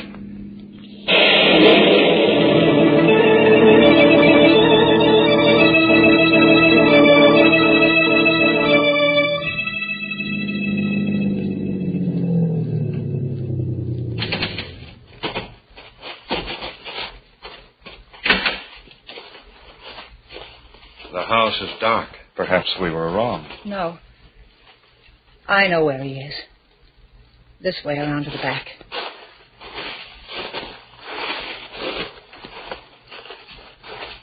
There's a light. That's the studio. Quiet. All right, let's have a look first.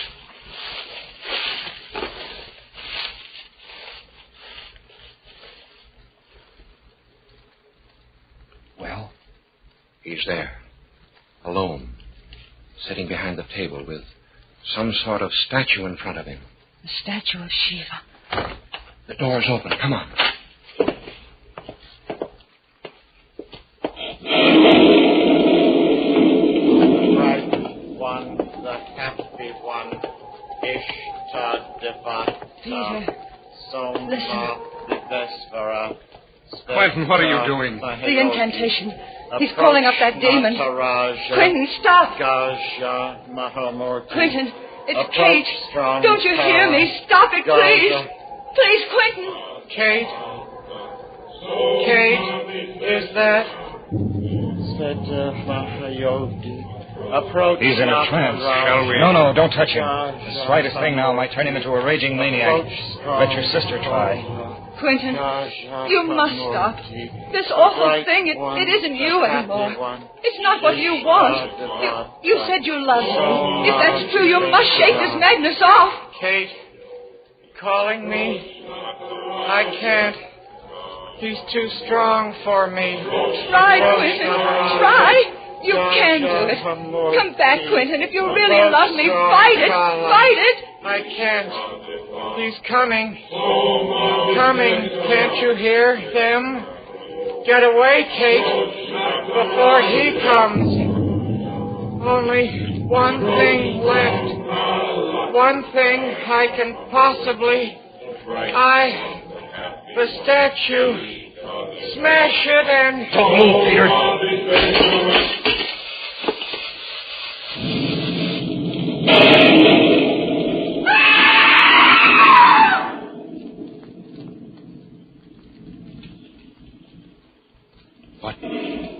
What was it? I can't see. That flash. Lightning. It must have struck. Quentin. Quentin. Let me look, Kate. He's dead. That lightning bolt killed him immediately. Dr. Sanford. What's that on his forehead? Burn. Lightning does curious things. Yes, but there. The head of the statue he smashed. The same mark on its brow. Like an eye. A third eye. The mark of Shiva. The vengeance of a thwarted god? Or coincidence?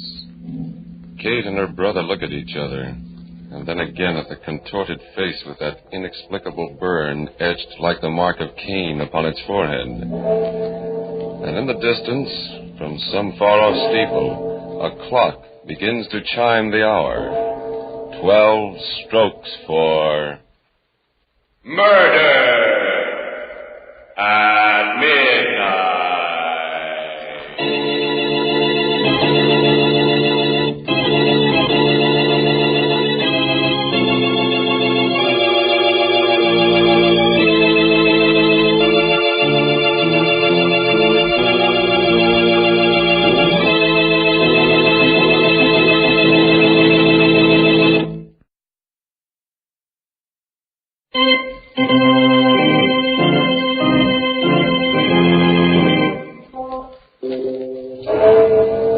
Remember to be with us again when death hovers on dark bat wings and the clocks strike 12 for murder at midnight.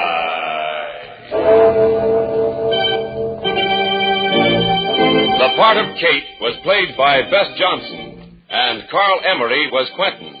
With music by Charles Paul, Murder at Midnight was directed by Anton M. Leader.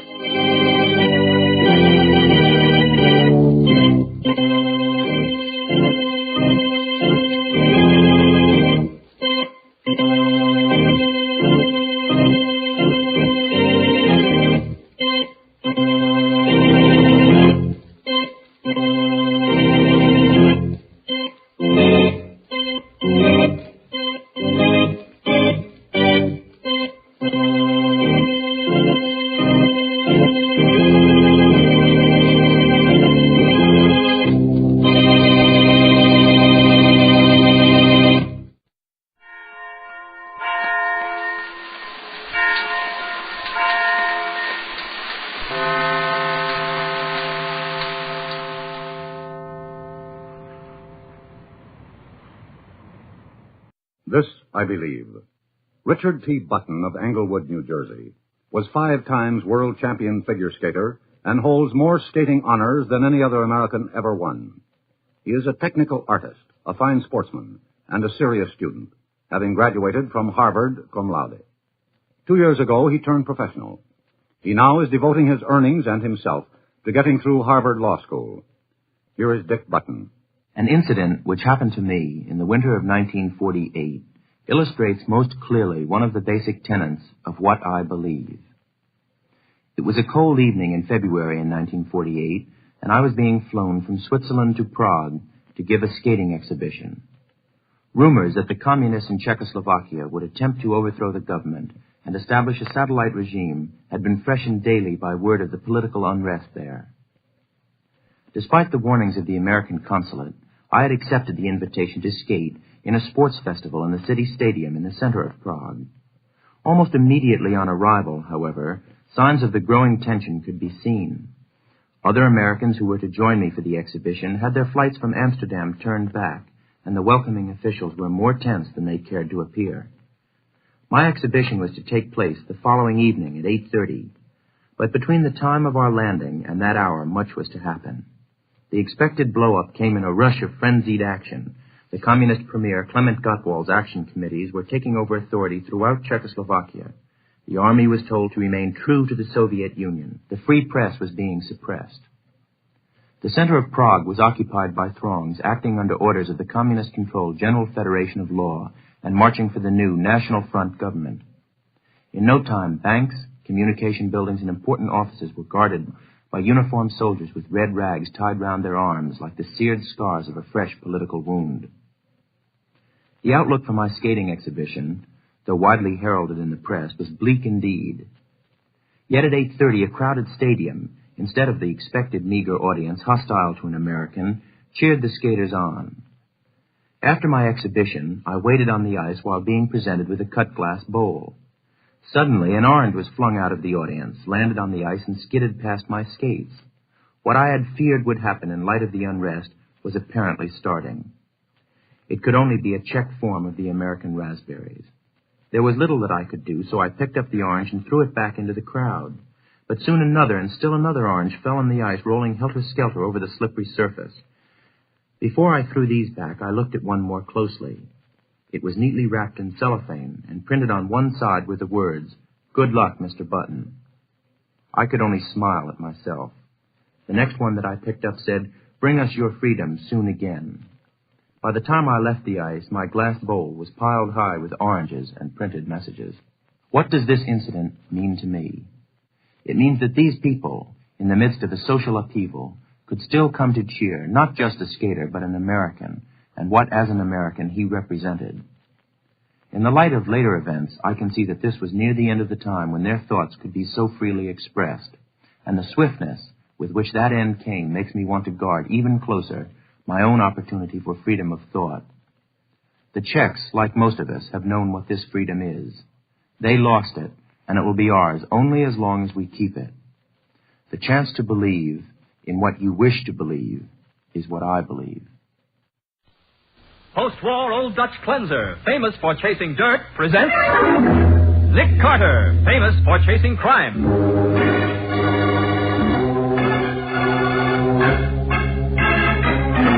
Every week at this time, two great names are joined, as new post-war Old Dutch Cleanser brings you one of the most resourceful and daring characters in all detective fiction, Nick Carter, Master Detective.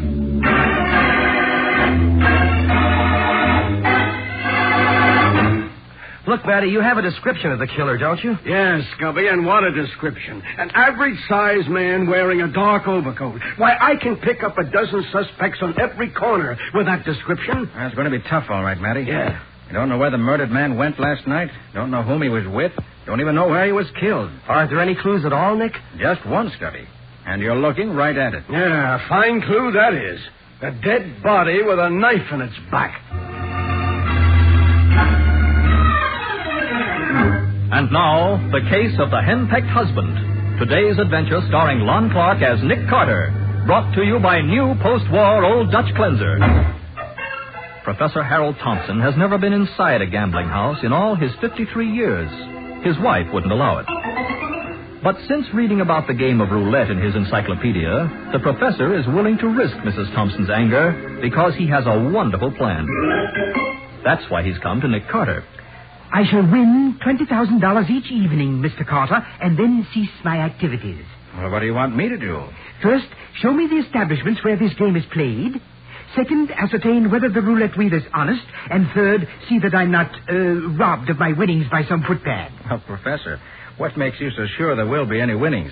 Well, from reading the article on roulette in my encyclopedia, I have evolved a system of wagering by which I can't possibly lose. Take my word for it, Professor. You can't possibly win. Not over any period of time. Oh, but you don't know my system. Here, let me have a piece of paper. Believe me, Professor Thompson, no system will beat a roulette wheel. Ah, but it's quite simple to the mathematical mind. Now, here we have... Oh, my fountain pen is dry. Excuse me. Nick Carter speaking. Sergeant Matheson, Nick. Oh, what's on your mind, Matty? How's about having dinner with me tonight? My wife's visiting her mother, and I hate eating alone. Why, sure, Matty. Good idea. Patsy's going down to Cuba for a few days, so I'd probably be eating alone anyway. All right, then suppose you pick me up at my office about 7, huh? Will do. See you then. Okay. So long. I filled my pen from your inkwell, Mr. Carter. I hope you don't mind. Oh, no, of course not. Now, I have withdrawn $2,500 from my savings account, and I'm ready to begin operations. Do you want to help me or not? I do not. All I want to do is to keep you from throwing your money away. I'm sorry, Mr. Carter. In that case, I shall proceed without you. Good day.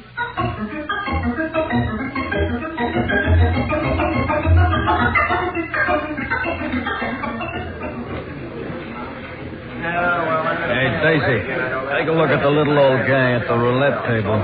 Hey, he's doing all right, isn't he? Yeah, he's doing too good. Hey, look, maybe I ought to go over and get acquainted, huh? Yeah, feed him a couple of drinks and keep him playing till the house gets those chips back. Mm-hmm. I don't want him leaving here with that kind of dough. Number 4, flat. Oh, there you are. Why, you lucky boy. You won again. But of course, I intended to. I was standing right behind you. maybe I brought you luck, huh? Today's my birthday, you know. Really? Mm-hmm. Well, you must give me your address so that I can send you some flowers. Flowers? Are you... Here, I brought you a drink. Place your bets, ladies and gentlemen. A cocktail? Oh, but I mustn't. My wife never allows me to take intoxicants. I'll go on. It won't hurt you. Gee, you got a lot of chips there. Yes, my winnings amount to $22,000. Where can I exchange them for money? You don't mean you're quitting? Oh, I must. It's long after midnight. I don't know what my wife will say. Not leaving, are you? Oh, you can't. Not when you're winning. Come on, be a sport. Well, since I have an extra $2,000, I shall wager it on number 33. Hey, wait a minute. You can't bet $2,000 on a number. 100's the limit. It's all right, Maxie. But, boss, the numbers pay 35 to 1. Who's running this place? Okay. It's your funeral. That's all. No more bets. Thank you, Mr. Beale. Harry Beale. Mr. Beale. Actually, I'm throwing away this $2,000. You see, I don't wish to win more than $20,000 tonight. And number 33. Hey, you won again. My, how extremely fortunate. Yeah, another 70 grand. Maxie, close it up. Everything. No more play tonight. Okay, boss. Hey, Harry, you've got $90,000 coming. What are you going to do? I'm going to pay it. Come on back to my office, Sport. We'll have a few drinks to celebrate your good luck. Then I'll cash in your chips.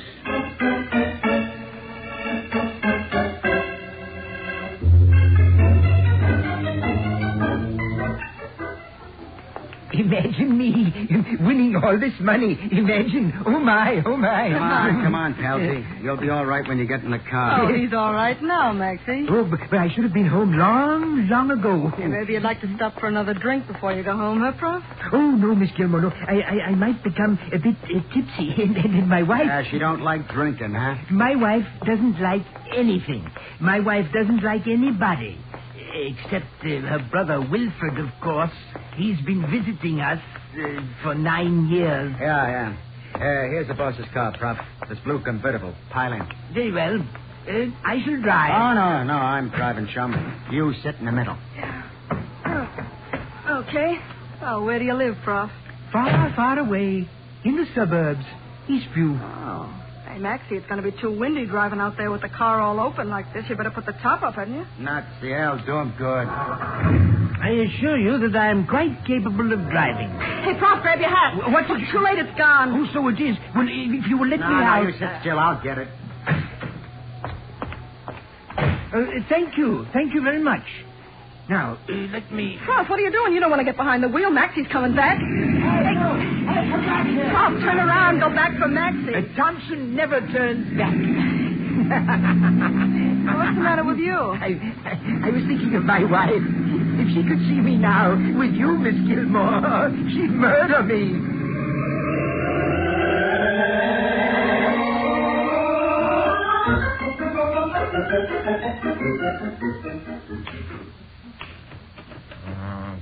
Doggone it. Sure missed Patsy. She's away. Hiya, Nick. How's things? Why, hello, Scubby. Long time no see. Been pretty busy, Nick, but the newspaper's hitting a new low just now. What? You mean there's no story worthy of the attention of a hotshot reporter like Scubby Wilson? Not a thing. That's why I dropped in to see if you had any hot tips. No, not a thing, Scubby. Hey, where's Patsy? Oh, taking a little vacation in Cuba. And do I miss her? Yeah, I can imagine. Do you want me to type that for you? No, thanks. It's just about finished now. But, excuse me. Nick Carter speaking. Morning, Nick. Matty. Oh, hi, Matty. You remember the little guy who wanted to play roulette? The one you told me about at dinner last night? Professor Thompson? Yeah. Yeah, what about him? Well, I'm on my way out to his house in Eastview. I thought you'd like to come along. What's happened? The prof was found in a ditch north of the city about 8 o'clock this morning, Nick. Stabbed in the back.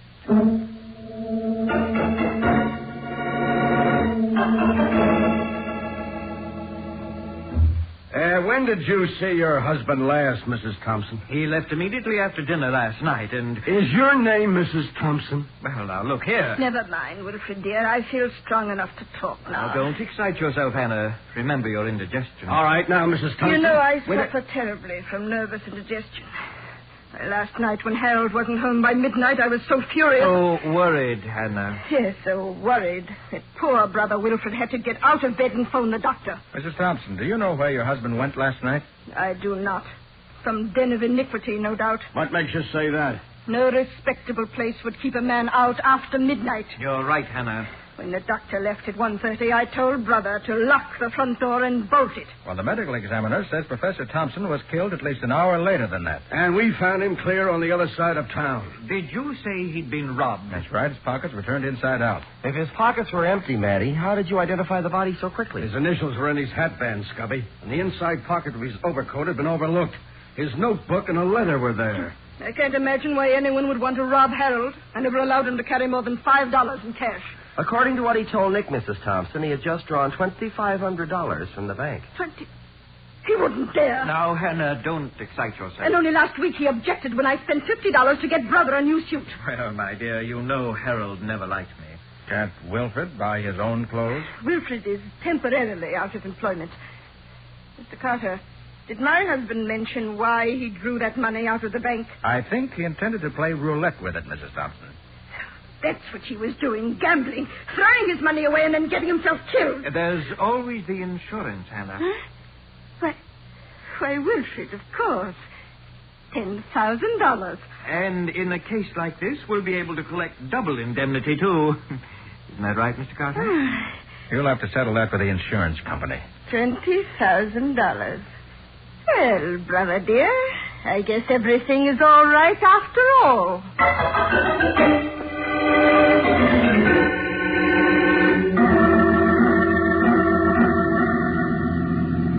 Hey, Nick, where are we driving to? An address I found in the professor's notebook, apartment 9B, 176 Van Arnhem Street. But he had a couple of dozen addresses in that book. Why pick this one? Who lives there? I don't know, Matty. There wasn't any name. But the address was written in blue ink. What? And everything else in the notebook was in black ink. You think the blue ink means something, Nick? I do, Scubby. See, the professor filled his fountain pen in my office late yesterday afternoon with blue ink. Which makes you think he wrote down this address after he met you, huh? It's the way I figure it. And it may be someone who was with him last night. Well, 176 should be in this block. Yeah, this building on the right's the only one that looks like an apartment house. Yeah. I can't see the number, but there's a guy walking over here that ought to be able to tell us. Hey, you fellas sure made good time. Is this 176? Yeah, you're the police, ain't you? I am, but Well, come on, and I'll take you up. Up where? We're looking for apartment 9B. Sure, I know. I'm the one that sent for you. What? You sent for the police? Yeah, I'm the superintendent of the apartment house. It was me that found the body. What body? Daisy Gilmore's, of course. Like I said over the phone, she'd been murdered.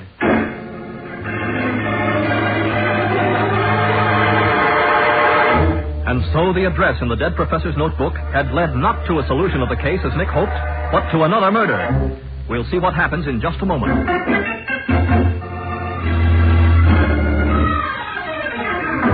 Now, back to the case of the henpecked husband. Today's adventure with Nick Carter, brought to you by new post-war Old Dutch Cleanser. As Nick examines the lifeless body of Daisy Gilmore, Matty questions the building superintendent of Daisy's apartment house.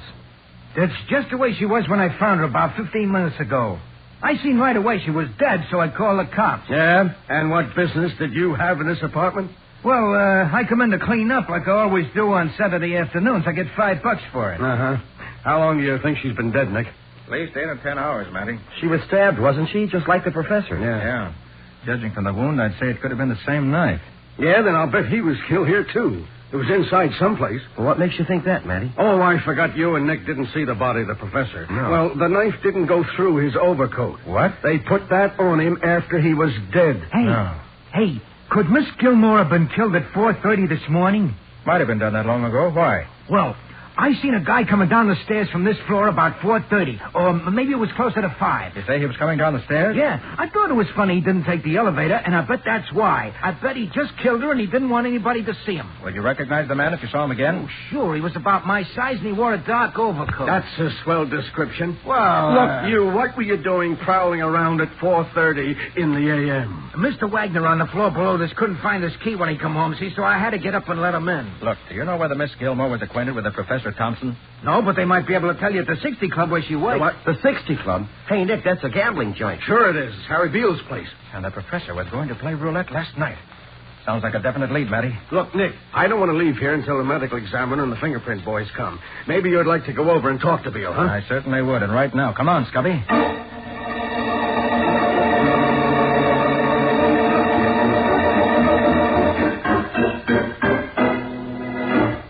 I'm Harry Beale. What about it? I'm trying to find out whether a Professor Harold Thompson was in your club last night. Hey, Maxie, the guy wants to know if we saw the prof last night. Is he kidding? Then you do remember him. I wish I could forget him. He cleaned out the joint. You mean the professor won? He took $90,000 away from me, that's all. Oh. And in cash. I'll be darned. That roulette system of his worked. Look, mister, there ain't any roulette system that works. The prof won in spite of his system. Yeah, that's what I get for running an honest wheel. Never again, believe me. And you say the professor had $90,000 in cash when he left here? Yeah, my cash. Not only that, he took my car and my girl. Daisy Gilmore? That's her. Oh, so maybe you were jealous, huh? Of the prof? Don't make me laugh. Look, if Daisy would have held the prof's hand even, he'd have fainted. How'd he happen to take your car, Harry? I told Maxie here to drive him home to be sure he got there safe. Yeah, especially since he was slightly plastered. And Daisy was going along, so I thought this jerk lets him get away from him. What time did all this happen? Oh, about 2 a.m. What's your idea of all the questions? Wasn't long after that the professor was robbed and murdered. You mean somebody knocked him off? Yes, somebody who knew he had that money. You knew about it, Beale. And so did you, Maxie. Hey, what are you picking on us for? What about Daisy? She was with him. We want it. Both of you knew that, too. Maybe you expected her to get the money away from him. Maybe that's why one of you was waiting at her apartment when she got home. Waiting with a knife. Huh? What did you say? You mean Daisy got her, too? She's dead?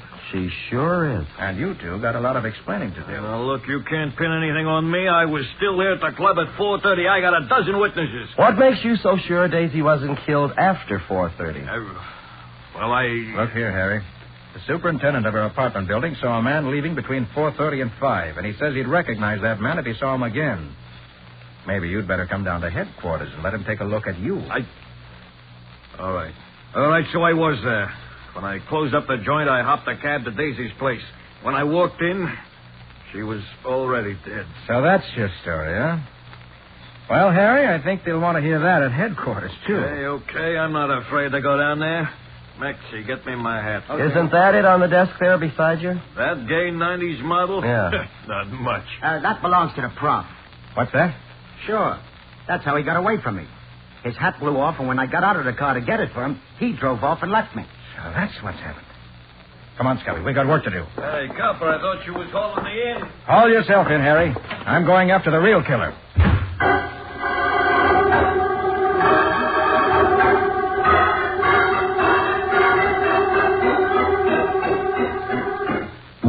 Mrs. Thompson, did your husband own a car? Yes, but I didn't let him drive it. I always felt much safer with Brother Wilfred at the wheel. Where's the car now? Wilfred took it down to the Holloway garage to have the oil changed. Oh, he did, huh? Yes. I thought a drive might clear my head after that drug the doctor gave me. You've had the doctor again today? No. He gave me something awfully strong last night. He said, I'm going to give you enough of this so that we can both get some sleep. He doesn't like being called out at night. Just one more question, Mrs. Thompson. How many hats did the professor have? He had 2. Why? Where are they now? Well, he was wearing one of them when he was killed. The other's on the hall tree right... No, it isn't. It's gone. He must have lost it. That beautiful $3 hat of all the careless... Never mind about that now. How do I get to the Holloway garage? It's down the street about 6 blocks. You going to see my brother? Not only going to see your brother, Mrs. Thompson, I'm going to ask him some very pointed questions.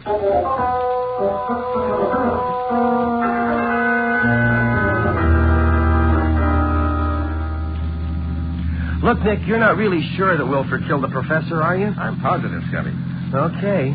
But why? Well, the professor lost his hat at the 60 Club, and yet he was wearing his other hat when he was found dead. That proves he got home safely. But suppose he went out again? Oh, no, not him, Scubby. Not at 3 o'clock in the morning.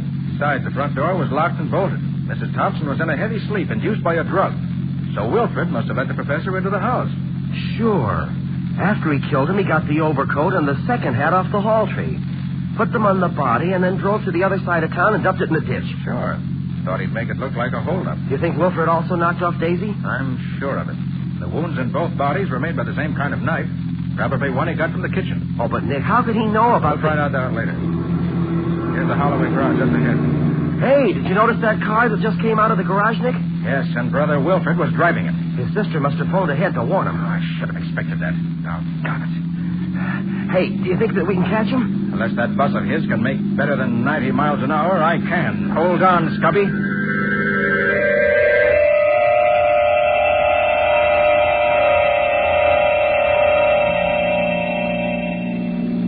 We're gaining on him. It won't be long now. Oh, brother. Hey, you weren't kidding when you said hold on. Can't you even slow down on the curves? Not if I want to catch this guy. Well, take it easy. We're almost up to him now. Look, Scubby, I'm going to pull up alongside of him. Do you want me to yell at him to pull over? No, it won't do any good. He knows what we want. Sure, but I'll have to force him over to the side of the road. Well, he's not slowing up any. And I'll crowd him some more. Hey, Nick, look out! He's cutting into us. For the love of Pete, Nick, watch it!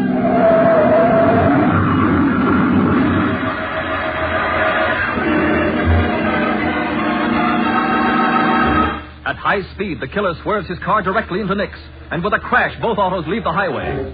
We'll see what happens in just a moment.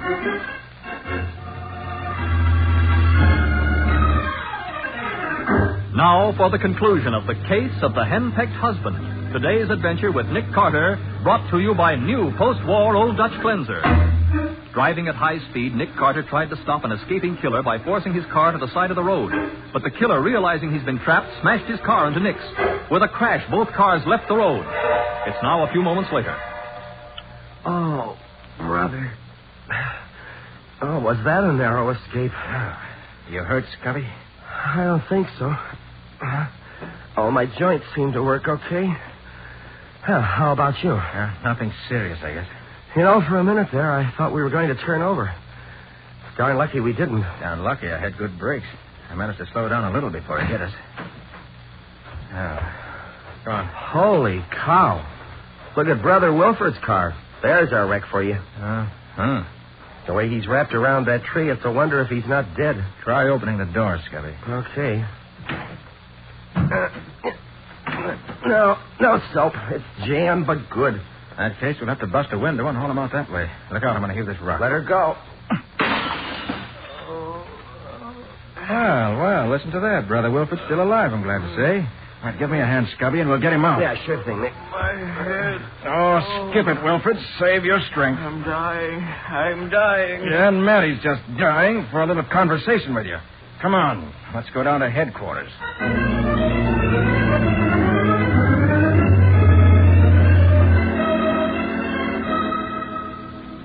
What's the doctor say, Matty? No bones broken, plenty of bruises, and a possible concussion. We'll know in a minute, Nick. It's a wonder we're not all dead after what happened. You can come in, Sergeant. Doc says no concussion. You can talk to him if you want to. Brother, I sure do. Come on, Nick. You too, Scubby. Okay. I'd like to know what in heaven's name was the idea of chasing me and wrecking my car. Now, if you think you... Look, Wilford, instead of asking questions, suppose you answer some. Well, I tell you... When the professor came home last night and told you that he'd won $90,000, you killed him, didn't you? Sergeant, that's ridiculous. No, it isn't, Wilford. You unbolted the door and let the professor in when he came home last night. I've told Then you... you killed him with a knife you got from the kitchen. That's not true. Then you put the professor's hat and coat on the dead body and took it out in the suburbs and dumped it in a ditch. Now, where'd you hide the money? Carter, you can't prove a word of that. Well, we can, Wilford. You can't even prove Harold came home after being at that gambling den. No? When the professor was found, he was wearing a hat that he had left on the hall rack and the hall rack of his home when he went out for the evening. Well, nevertheless, You didn't know that he left the hat he was wearing at the club, did you? He left his hat at the... He did. And with Mrs. Thompson asleep under the influence of the opiate, you were the only one who could have let him in, because the door was bolted. All right. I did kill him. The old tightwad. Come on, Wilford. Where's the money? In the shoebox in my closet. Look, how did you find out about Daisy? I saw her sitting in the car when I let Harold in. And knowing she could swear that he got home safely, you had to get rid of her. Well, So you asked the prof about her, and he told you everything. He even gave you her address, which he'd written down in his notebook. All right, if you know everything, why ask me? We'd just like you to hear you tell it, that's all. So long for now, brother. We'll have a confession ready for you to sign in a little while. Oh, Nick, do you still have that notebook? The one with the professor's roulette system in it? Sure I do, Scubby. Why? Well, I was just thinking I'd sort of like to copy down the system he figured out to beat the game. Scubby, are you nuts? No. If he could win $90,000 with it, why, I don't see why Scubby, I can't possibly... You ought to know better. Whatever the professor won, he won in spite of the system, not because of it. Oh, yeah, sure, Nick. You're right. But I'll bet I can write a swell story on it for the Sunday paper.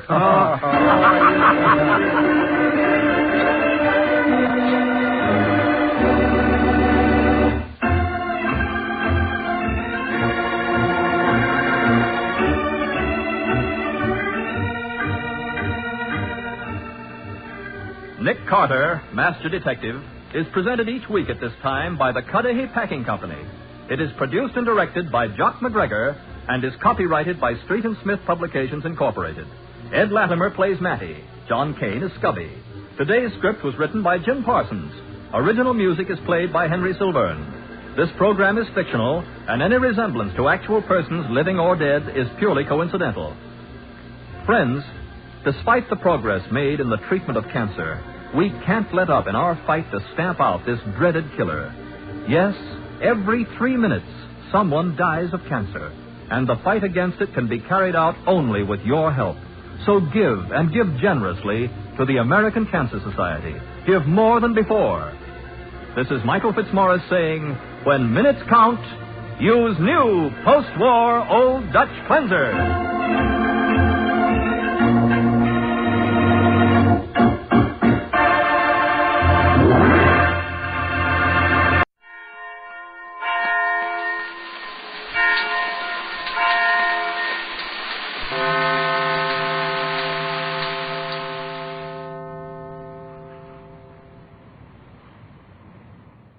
This, I believe. Screen star Dick Powell was born in the modest surroundings of Mound View, Arkansas. For the past 20 years, he has been exposed to and eminently active in the strange and garish world of motion pictures and radio.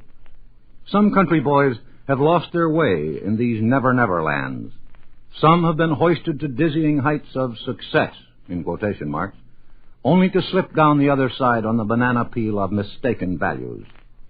Mr. Powell, more than incidentally a husband and father, has held fast to the basic beliefs he learned in that small town. As I watch my young son crawling on the floor trying to learn to walk, I am filled with a desire to help him, but not with just a steadying hand. I want to pass on to him, as he grows up, some practical, workable philosophy of life that will make his steps sure and strong in the face of the next 50 years. I like to give him something new, something startling, something even atomic in its originality. But I don't know any new, surefire philosophies with a lifetime guarantee. I know that I can and will pass on to him those things I've believed in during my attempt to live a full and useful life. Even they are not original. Others passed them on to me. I won't mind repeating, and I hope he won't mind hearing over and over again all the quotations, rules, proverbs, even bromides that I live with. Honesty is the best policy. A stitch in time saves 9. A rolling stone gathers no moss. Laugh and the world laughs with you, weep and you weep alone, and many others. And, of course, including by all means, do unto others as you would have them do unto you. I'll try to make them sound as little like slogans as possible, but this won't be easy. They've been repeated so often in such a ponderous and sanctimonious manner that their sharp, true meaning seems to have been dulled. But I'll tell him these things because I believe in them. I believe in them because they are truth and are the results of the thinking and living of thousands of God-fearing people before me. Some of these thoughts were even from people who had no organized religion, but realized the necessity of them if they were to live successfully in a group. As a boy, I sang in the Catholic Children's Choir.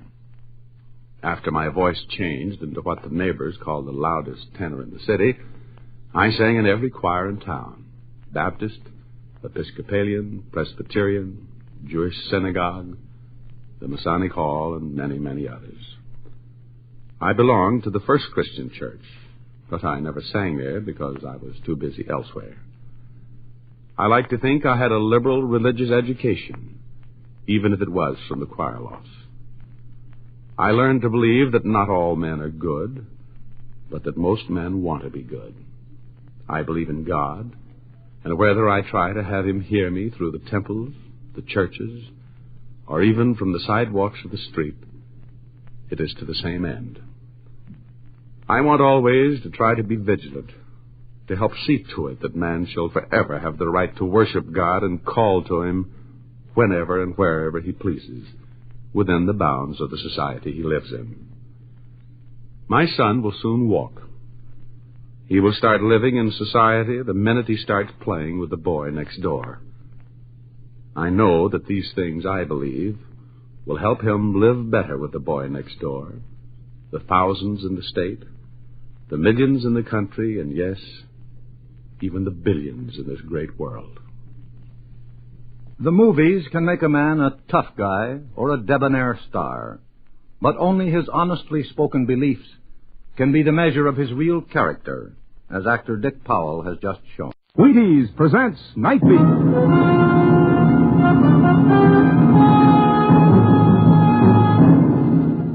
On stage tonight from Hollywood, Night Beat, another in the Wheaties' big parade of exciting half-hour presentations. Night Beat.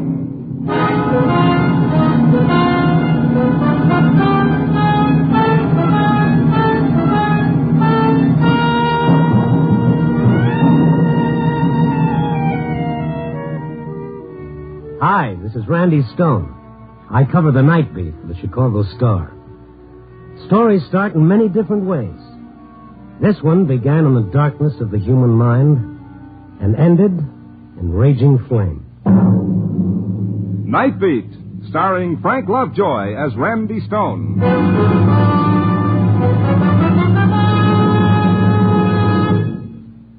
There's been a lot of talk about Wheaties and champions. But you know, really, anybody can eat Wheaties. Of course, a lot of champions do. But so do a lot of other people, millions of them. Tomorrow morning, they'll shake the Wheaties into the bowl, pour on the milk, put on the fruit, and enjoy themselves. These millions of happy people have made Wheaties Americans' favorite whole wheat flakes. So even though they're called Breakfast of Champions, we want you to feel perfectly free to get Wheaties at the grocery tomorrow. 2 packages if you wish. They go pretty fast. Crisp, you know. A kind of nut-like taste to them. Wheaties. Have some.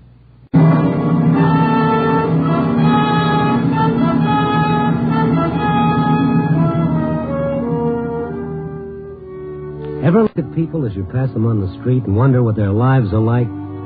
Where they've been, where they're going, and what they'll do when they get there? Me, I'm a sucker for the guy who wears his heart on his sleeve with just the scars showing.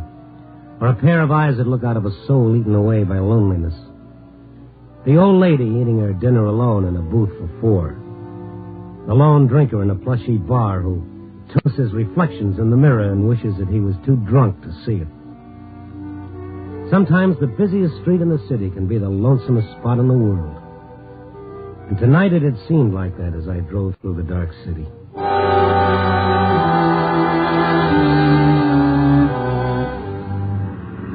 I was well into the warehouse district when I saw a flash.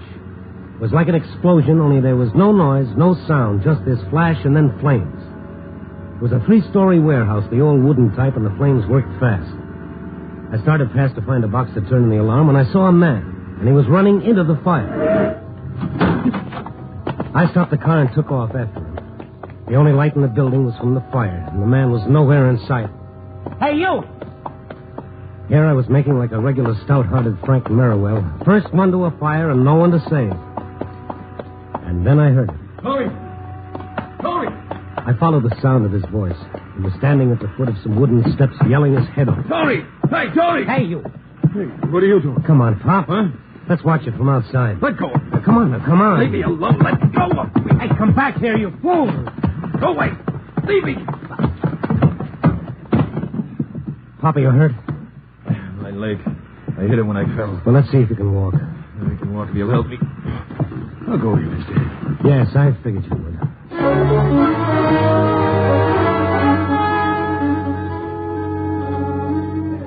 I half carried, half dragged the old man. The smoke was so strong that my lungs ached. I felt lightheaded. Outside, a crowd had gathered.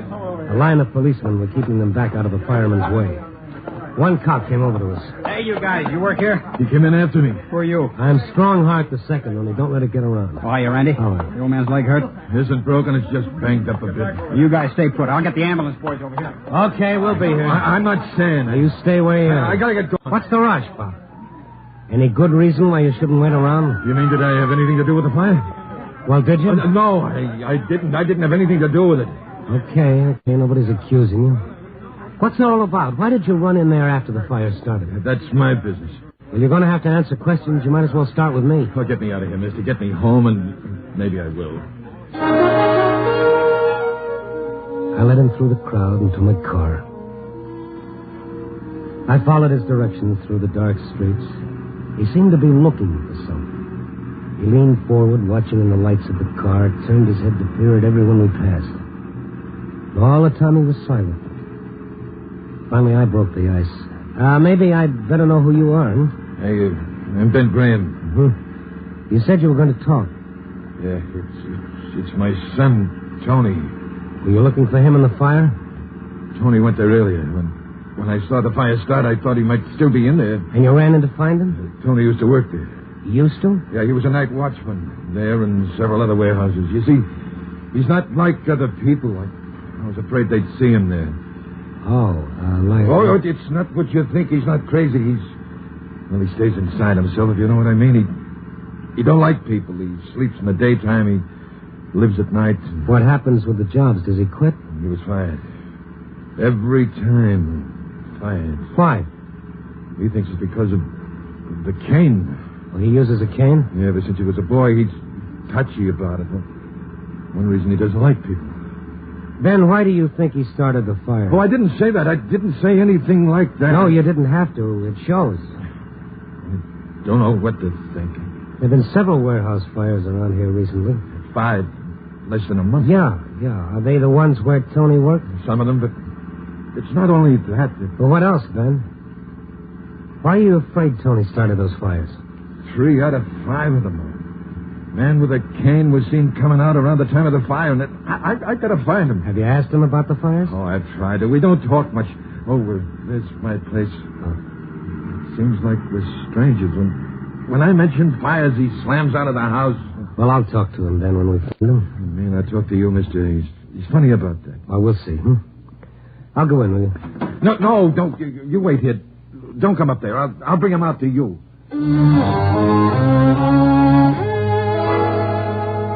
Ben Graham staggered up the short walk to his little shed. What was he hiding? What was he afraid for me to see? I heard him open the door without a key. The light switched on. After a few seconds, switched off, but Graham didn't come out. I waited a few minutes and then made my way to the darkened house. There was no sound from the inside. I called as I felt for the door. Ben! There was no answer. I found the knob. Before I could turn it, the door was yanked open. I told you to wait. I told you to wait in the car. Well, I saw the light go out. When you didn't come back, I thought something was wrong. Come on, there's nothing wrong. Get back into the car. Tony's not here. We gotta find him, Ben. I know, before the police do. But where? Oh, we'll try some of the warehouses. That's where he hangs out. Which ones? Are they near here? Yeah, around. Then why don't we leave the car here and walk? No. Get in. What are you hiding, Ben?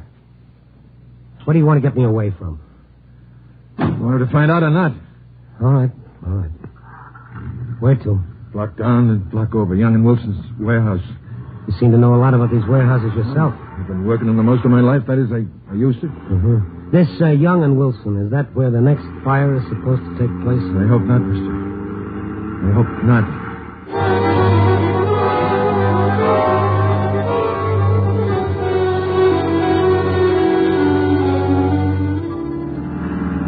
Slow down. That's it ahead.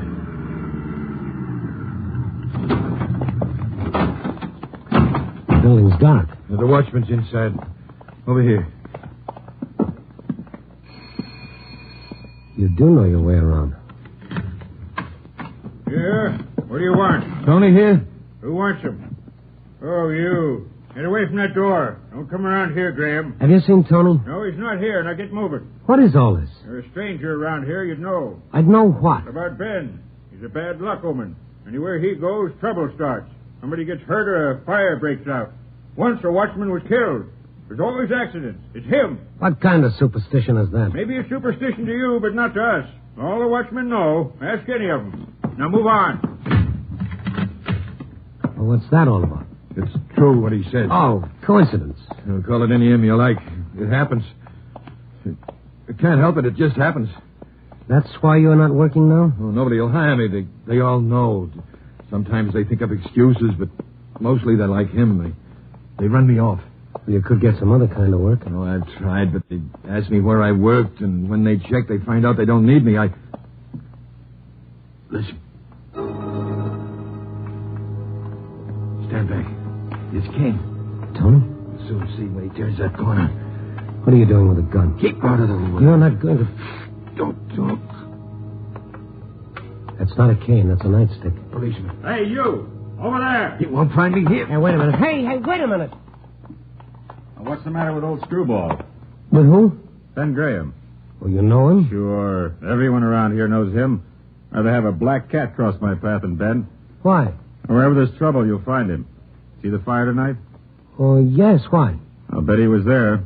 Every time there's a fire, someone swears Ben was there. Hey. Mm-hmm. Yeah. What was it the watchman had said? Somebody gets hurt or a fire breaks out? What about the fires where a man with a cane was always seen and another man who nobody wanted around? Well, why did Ben run when he saw the police? Why was he carrying a gun? I decided I wanted to see the Graham shack again. What was he hiding in that house? What was it he didn't want me to see? The little building was dark when I went up the walk. If either Tony or his father was there, he didn't want anyone to know about it. I knocked once before I turned the knob. I thought I heard a movement in the corner. Ben? Tony? Anybody here? I felt along the wall for a switch. There was a sound like the cry of a cat. What do you want? Please answer. Oh, I'm sorry. I frightened you. I'm looking for Mr. Graham. My husband and my son. Both of them. What is it? What's happened? Oh, nothing's happened. I just wanted to see them. There is something. I know there is. No, it's nothing, really. Now, why don't you lock the door when I leave so no more bad dreams can come in, huh? I can't lock the door. I can't move out of this bed. Oh, you're paralyzed. I didn't know. I'm sorry. I wouldn't have laughed. It's all right. I like to hear it. No one laughs here. Won't you sit down? No, I can't stay. I've got to find Ben or Tony. What have they done, mister? Oh, they haven't done anything. You're just like them. They won't tell me anything either. I lie here alone in the dark. Can't move. No one will tell me anything. Well, I just wanted to give them a message. No, you didn't. Don't try to fool me. Nobody wants them. Either of them. I'm sorry I disturbed you, Mrs. Graham. Is there anything that I can do for you? You can talk to me. Just talk to me. They don't talk, Ben and Tony. They're dark men, both of them. Why do you say no one wants them? Has there been trouble? There's always been trouble. What are they into now? I don't know. I better go find them. Is it the fires? You know? I've guessed. It is.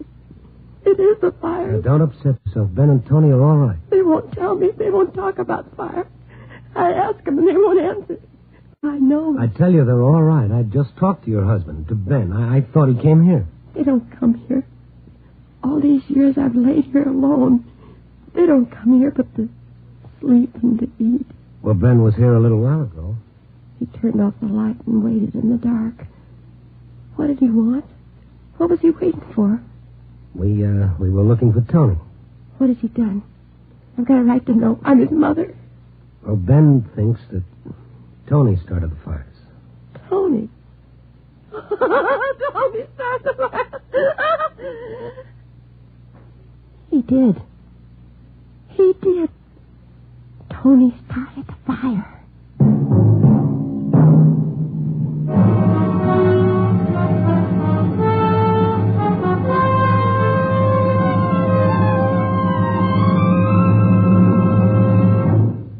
General Mills is bringing you Night Beat, starring Frank Lovejoy as Randy Stone. This is for people over 21. All you kids go get ready for bed or something, will you? No. Okay. Ladies and gentlemen, why should the children have a corner on the Wheaties? Now, if they don't at your house, good. Because honest now, who works any harder than you? You need whole wheat, too. Whole wheat with the sun in it. Sure good. Whole wheat nourishment. And Wheaties are about the nicest, flakiest, most delectable way of getting whole wheat nourishment that you ever saw. Now, you notice I don't call Wheaties breakfast food. Just breakfast food? Oh, never. Lunch food, Sunday night supper food, snack food for the off times like just before bed. Sure, you can have Wheaties any old time and get the sunny whole wheat just the same. Sugar them, cream them, strawberry them if you want to. Eat them any way you like them. But don't feel that just because you've gotten old enough to vote, you have to give up Wheaties. They're still America's favorite whole wheat flakes, just like they were when you were wearing pigtails and short pants. Okay, the kids can listen again now. That's Wheaties you're going to get tomorrow. Remember?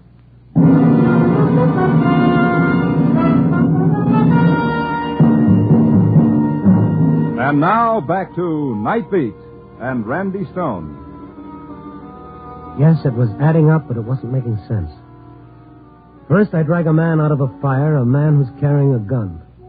And now a frightened, paralyzed woman who wanted someone to listen. I could feel that tingling on the back of my neck as Martha Graham talked. She was terrified at the mention of fire. I sat in one of the chairs beside her bed and tried to calm her fear. She wanted to talk, and I couldn't stop her. Tony started the fire. It burned our house. That's how I got like this. That's why Tony uses a cane. He was a little boy then.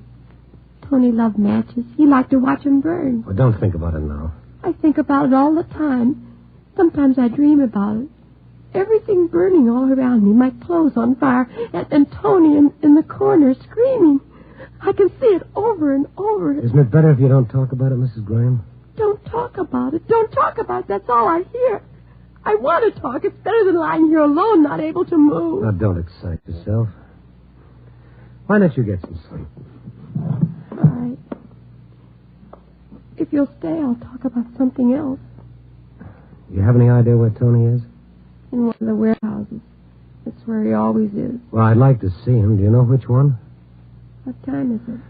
Well, let me see. It's a little after 2. Why? Then he's at the Holland warehouse, about 3 blocks from here. It's where he goes at 2. I don't understand. You mean he goes to different warehouses at certain times? Yeah, Tony makes a few dollars. The watchmen help him out. But he never talks to me. Well, it's hard for all of us to talk sometimes. You say Tony will be at the Holland warehouse at 2? Yeah. Tony tells me where he'll be. I don't worry if I know. And then, will he be there too? If he's looking for Tony, he will. Oh, thank you. I must be going. Will you do something for me, mister, before you go? Well, sure. What is it? Laugh for me. I just want to hear you laugh.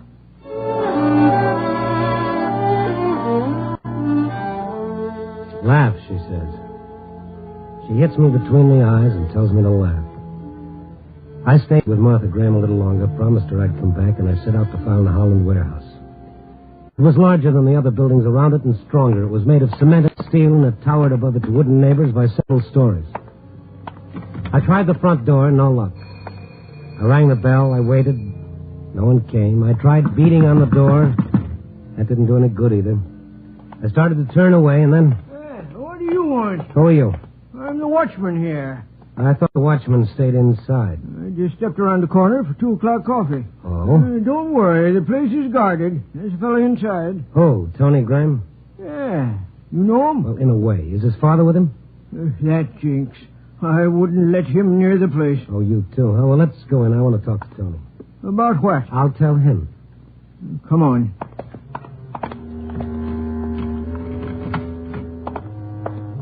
Where's your light? Got a flash here. Tony! Tony! Tony! That's funny. Well, it's a big building. He's probably on one of the other floors. It shouldn't be. We punch a time clock here. This is the time we're supposed to check in on this floor. Now, where is the clock? Over by the stairs. Lights are there, too. It's not like Tony not to be here. You mean you've left him here before? Sure, he helps a lot of the guards. Kind of relieves them, like. We all pay him a little. And that way he can have a job and his old man don't know it. Better with these lights. Well, there's your light and there's your clock, but no Tony. Can't understand it. Let's try upstairs. We'll take this freight elevator. Are you in all the aisles here at least once during the night? It'd be pretty hard to do with all those rows of boxes and crates. Hey, you don't think something's happened to him, do you? I hope not.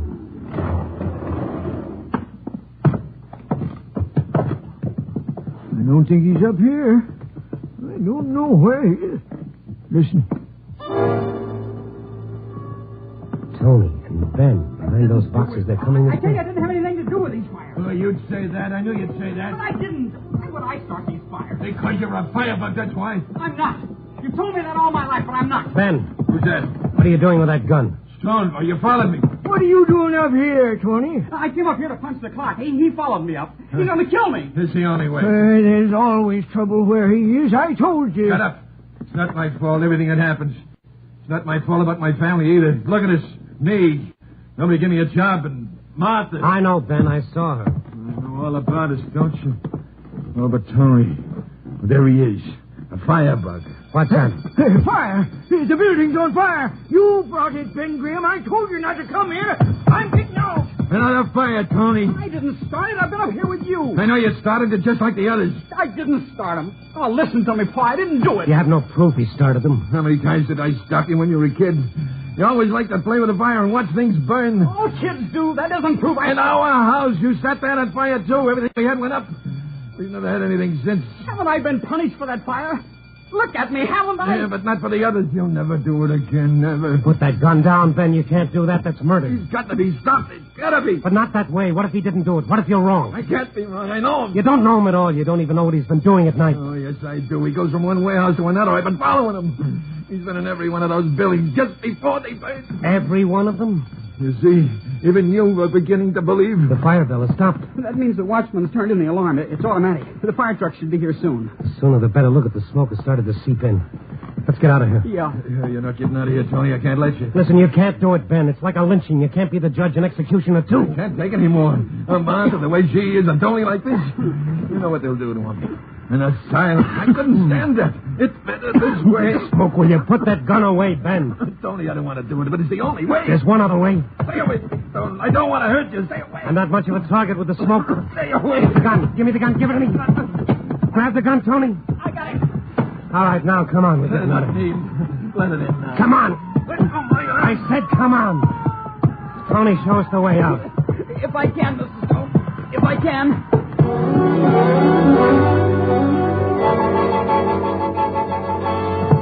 The room was full of smoke, and the concrete floor was warm from the fire below. We worked our way to the elevator, but from the smoke and sparks throwing up the shaft like a giant smokestack, we knew it was useless. The stairway. Over here. Ben had stopped struggling. He wanted to live, too. We followed Tony by the sound of his cane. He stopped before he reached the steps. Flames outlined the square of the stairwell. Tony, take it to the fire escape. Where is it? The other side. Down this way. Ben was coughing and gasping for breath. Once he stumbled, nearly fell. For a second time in one night, I was helping him out of a fire. Through the smoke, we saw the light of the red exit sign. We leaned against the door and we found it open. A policeman was on the landing. I was coming after you. Watchman said you were here. He helped us down to the street and away from the building. Just took another one out. Over here, the firebug. The firebug? Oh, no. Ma, you're walking. Oh, no. Martha, it can't be. Who is she? The old man's wife. But she can't walk. She's paralyzed. What's it all about, Martha? My men and those warehouses.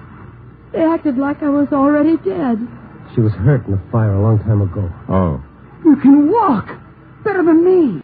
Nobody'll care. Oh, sure we do, Ma, sure. Did you start those fires? Yes, I started them. That's what they did to me. And after I was hurt, they left me alone. They let me lie there alone. First I got so I could talk, but you wouldn't talk to me. I couldn't, Ma. Seeing you there like that and knowing it was my fault. Nobody came in. All those years, nobody. You can walk. Then I got so I could walk. When was that, Martha? About a year ago. First I thought I'd go out and see people, but I don't know anybody now. Why didn't you tell us? I was going to surprise you, Ben, but you didn't want me. You wouldn't stay around. Don't you see it was because it hurt us to see you like that? Well, when you look at me, you'd look away. So at night I'd follow you. You didn't even look around. Then I got to understand. You didn't want me. It was the warehouses you wanted. I was jealous of those warehouses. Just like they were people, and I hated them. Martha, no. Oh, no. So one night I watched you both go into one of the buildings. And I was left outside alone, just like I'd been so many years. I wanted to kill it, to destroy it. Oh, Mom. And when you came out, I went inside. There were some papers and things in the corner. I started a fire, and then I ran out. Tony, I thought then that I hid, and I watched. And fire trucks came, and people. I had to laugh. I brought all those people. They came because of me. Yeah. You come with us, Mrs. Graham. You? Where? They'll take you to a hospital. There'll be people there. People? People? Will they talk to me? Will they talk to me? Why, sure they'll talk to you, Martha. They'll talk to you.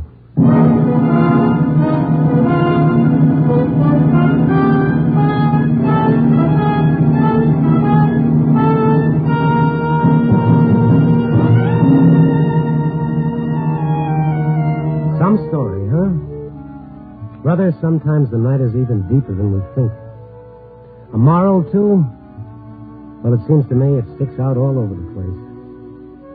The Graham's loneliness proved about as deadly as poison. Even more deadly. At least poison kills quickly. But there's an answer to loneliness, and it's so simple it chokes you. Loneliness is a prison that separates you from the world. And you can escape from that prison in only one way. By freeing another. Oh, yes, indeed. None but the lonely heart stone. Copy, boy.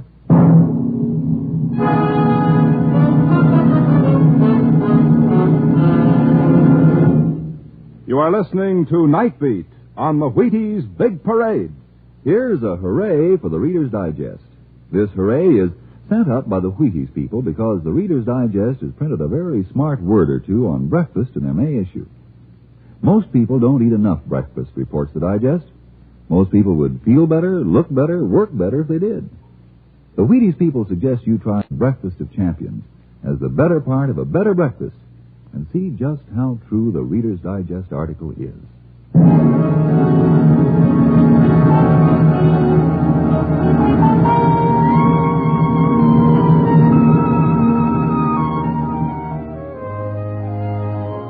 Night Beat, starring Frank Lovejoy, is produced and directed by Warren Lewis and edited by Larry Marcus.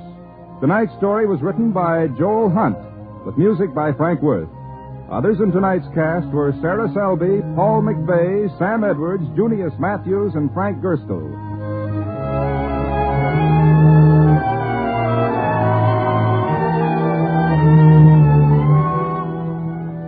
Listen next week at this same time and every week as Randy Stone searches through the city for the strange stories waiting for him in the darkness. And this is your Wheaties man, Frank Martin, inviting you to listen also on Wednesday night to Brian Donlevy in Dangerous Assignment on the Wheaties Big Parade. See you then.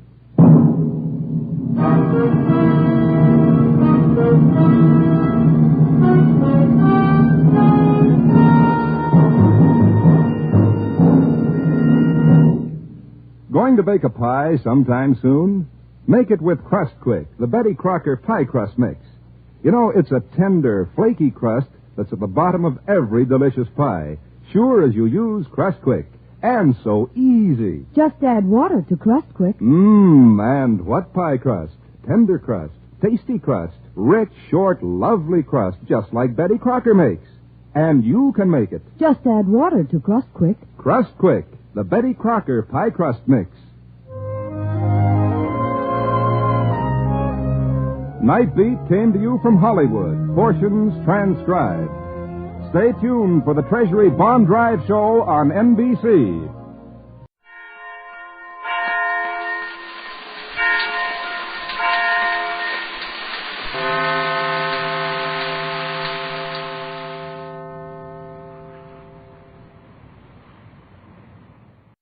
This I believe. Donald Day is a writer, editor, and authority on the American Southwest and on Will Rogers. Among the volumes he has edited are the Autobiography of Will Rogers, Franklin D. Roosevelt's own story, and Woodrow Wilson's own story, as well as several works on Texas folklore. Here is Donald Day's own down-to-earth creed. I believe in dynamic democracy.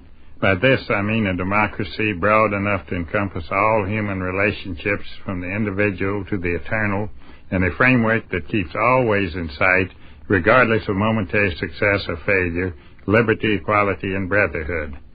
I reject what Francis Parkman in the 1850s called the national disease, rising in the world, or what is more commonly known as success.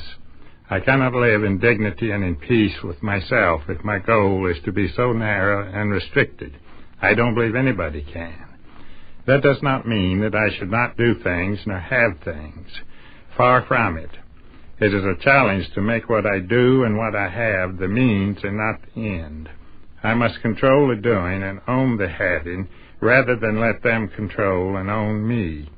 As a man, I believe in living with a woman in happiness and creative fulfillment, and I believe just as sincerely that the woman I live with has the right to expect the same. I believe that the man and woman should have a separate life so that their lives together can be greatly enriched. I believe that the same basic relationship of an individual to his wife should be broadened and extended to the community, the state, the nation, and the world. I believe the rule should be not rising in the world, but rising with the world. Only in this way are the fundamental and glaring faults in American democracy to be corrected. Surely they cannot be cured by totalitarianism or dictatorship, which are indeed scientific and selfishly perfected rising in the world. I believe that rising in the world has made the United States the most materialistic, the most prosperous, and the most uncomfortable nation on earth. It has led innumerable men and women and even children to think that the highest aim in life is to get and not give. Surely the road to sterility and decadence and eventually to materialistic poverty. I see rising in the world creating jungle-fanging tactics expressed in showy houses, expensive automobiles, the 10 best-dressed women, paunchy men in plush clubs, and countless other neuroticisms. I see women-made pawns and men pawnbrokers. If this is to be the yeast with which the loaf of democracy is baked, the rest of the world will find it soggy eating. On the political side, I believe rising in the world has made of the American government the instrumentalities for individuals and groups to use for selfish aggrandizement rather than basic umpires with laws and rules to ensure the greatest good for the greatest number. I recall that on November 11, 1918, Woodrow Wilson warned that the United States must hold the light steady until the war-torn world recovered its equilibrium. Instead, the United States rushed back to normalcy, another word for rising in the world. In the spiritual field, I believe rising in the world has created creeds and churches competing with each other by giving comfort and solace to men and women too selfishly employed to rise with the world on weekdays. If money tithing could be changed to time tithing with the dynamic democracy as Christ as a guide, I believe there might be fewer massive and glittering churches but more glowing hearts. These are some of the demands of dynamic democracy, which I believe is the only way to defeat the jet plane rising in the world of totalitarian enslavement. That was Donald Day, a native Texan who has made himself a leading expert on the life and ideas of America's cowboy philosopher, Will Rogers. The makers of Camel Cigarettes present Dick Powell as Richard Diamond, private detective.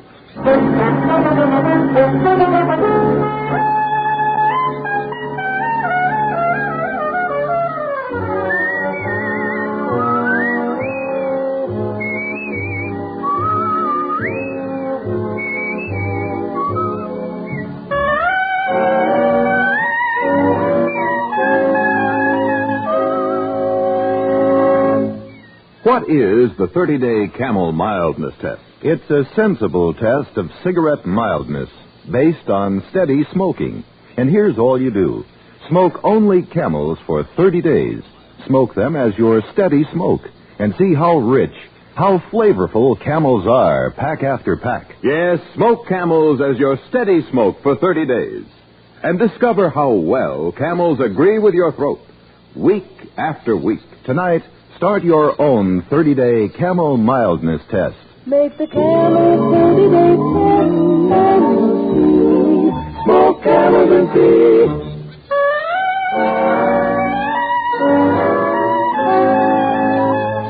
Now we bring you another transcribed adventure with Richard Diamond, Private Detective, starring Dick Powell.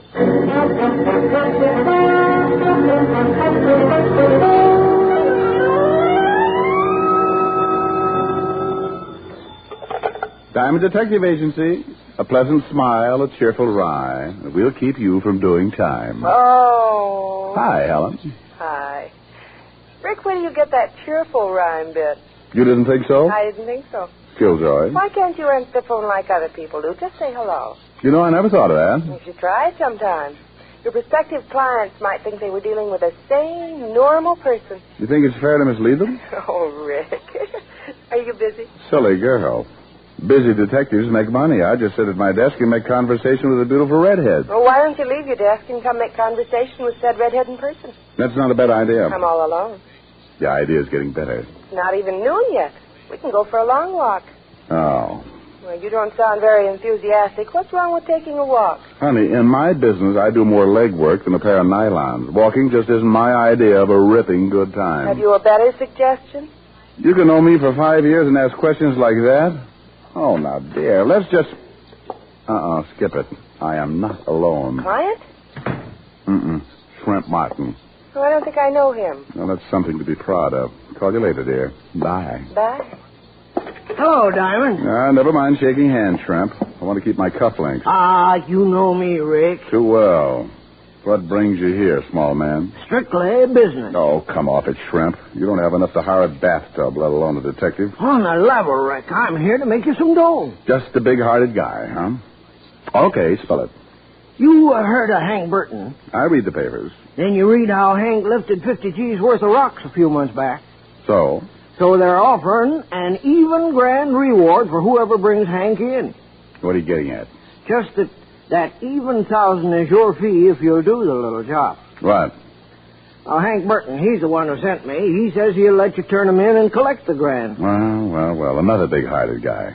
Make yourself clear, Shrimp, and fast. Burton wants to see you. He wants you to do a legit job for him. He'll pay you for it by letting you turn him in. Doesn't make sense. Sure it does. Hank's a sick boy, bad heart condition.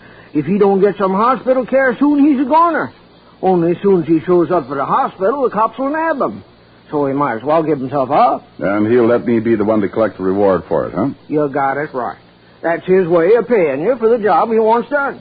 Just what's the job? Sorry, says as much as I know. Except the job is strictly on the up and up. The rest you can hear from Hank himself. Where do I find it? I take you to him if you're interested in taking the job. Shrimp, I'm interested in almost anything that involves $1,000.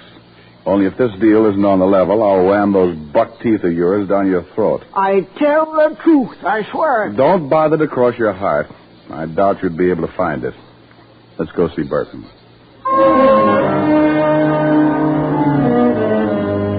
I didn't have any faith in Shrimp Martin, but the thought of 1,000 green pieces of paper did wonders for my bankrupt morale. We took my car, and Shrimp directed me to the warehouse section on Front Street. We parked beside a deserted-looking warehouse, and Shrimp led me inside through a rear door. He should be here by now. Hank? Over here, Shrimp. Behind those boxes over there, Diamond. Well, I heard him. Hello, Dan. Hank? Shrimp tells me you have a deal to make. Yeah, that's right. Shrimp, go outside. See we ain't interrupted. All right. Sit on one of them boxes, Diamond. I got a lot to say. I'll stand. It's up to you. You look bad, Hank. Never mind that. Did Shrimp explain the setup? All except the job you expect in return for handing you over. Okay. I want you to find a girl, Diamond, that's all. That could be enough. Who's the girl? Her name is Lee Thorpe. You find out where she's located now, and I'll let you turn me in. Uh-huh. Why is it so important you know where this Lee Thorpe is, Hank? Because if I have to take the rap on that jewelry heist, she takes it with me. Keep talking. I met her about 4 months ago. Felt pretty hard. She seemed to go for me, too. We made plans, big plans. And my ticket went bad. She suggested we go to Mexico where I could be taken care of, but that took dough. So you pulled the jewelry store robbery? Yeah. It was her idea. She said she knew of a fence where she could change the rocks in the dough and we'd be out of country within a month. But the deal fell through, huh? Yeah. I was spotted during the job. I had to hide out, but I sent her the rocks. She said to give her a week. I think I can guess what happened. Ain't hard. When I contacted her a week later, I found out she moved, disappeared. What a sap I was. What a sap. You were sapped to steal the stones in the first place, Hank. Okay, no speeches. All I want you to do is locate this dame so the bulls can nab her, too. Uh-huh. Well, why not go to the police right away, Hank? Tell them the story and let them pick her up. No, she's smart. As soon as the word gets out I've been picked up, she'll figure I squeal on her. It'll be harder to find her then. Won't be so easy now. Any idea where she might be? If I knew, I'd find her myself. Get the gumshoe, get to work. $1,000 ain't bad pay, you know. No, it's not bad at all. Only how do I know you'll keep the bargain? Look at me, will you? I'm a dying man unless I get help. Don't worry, I'll let you turn me in. After you find the girl. All right, Burton, I'll take a chance. Where do I get in touch with you? You don't. I'll call you at your office around 6. Work fast, huh, Diamond? Find her as soon as you can. Yeah, Hank. As soon as I can. Hank Burton was in a bad way. And if he wouldn't give himself up until Lee Thorpe was located, then it was true she'd have to be found quickly. Hank didn't have much time left. We left the warehouse together. He and Shrimp Martin disappeared down Front Street, and I drove back uptown. At the 5th Precinct, I found that Lieutenant Walt Levinson was out for lunch. But in the meantime, the sergeant let me look through the files. Well, make yourself right at home, Mr. Diamond. Well, thank you, Lieutenant. I have. It's a wonder you're not sitting behind my desk. I'm sure you'd be more comfortable. Well, now, I might just take you up on that when I get tired. Fine. Maybe you'd even like one of my uniforms to wear. Now, Walt, let's not carry the joke too far. When I was on the force, I tried to get into one of your uniforms. It looked like Bonnie Prince Charlie in a raccoon coat. Just when I need after a nice lunch. You were around to give me indigestion. What are you looking for, anyway? I found it. File on a girl named Lee Thorpe. Thorpe. Yeah, I remember. I used to be married to Davy Thorpe. Used to be? Yeah, it's all there in the folder. She split up with Davy, too, maybe 3 years ago when he was sent up. Davy still in prison? Out about a year ago. What do you want this Lee girl for? Sorry, Walt. Confidential. Oh, great. I ask a question, you tell me it's confidential, but you think you can walk in here and poke through our files all you please. Cheer up, Fatty. I'll tell you all about it after I find Lee Thorpe. Well, now, that's mighty big of you, Mr. Diamond. Well, think nothing of it, Lieutenant. I don't. Find anything in the folder? Not much. She's been picked up on a few minor offenses, that's all. What about Davy, her ex-husband? Oh, he seems pretty legitimate these days. Running a pool room over on 3rd. Listed in the book as Davy's Billiard Parlor. That's an original name.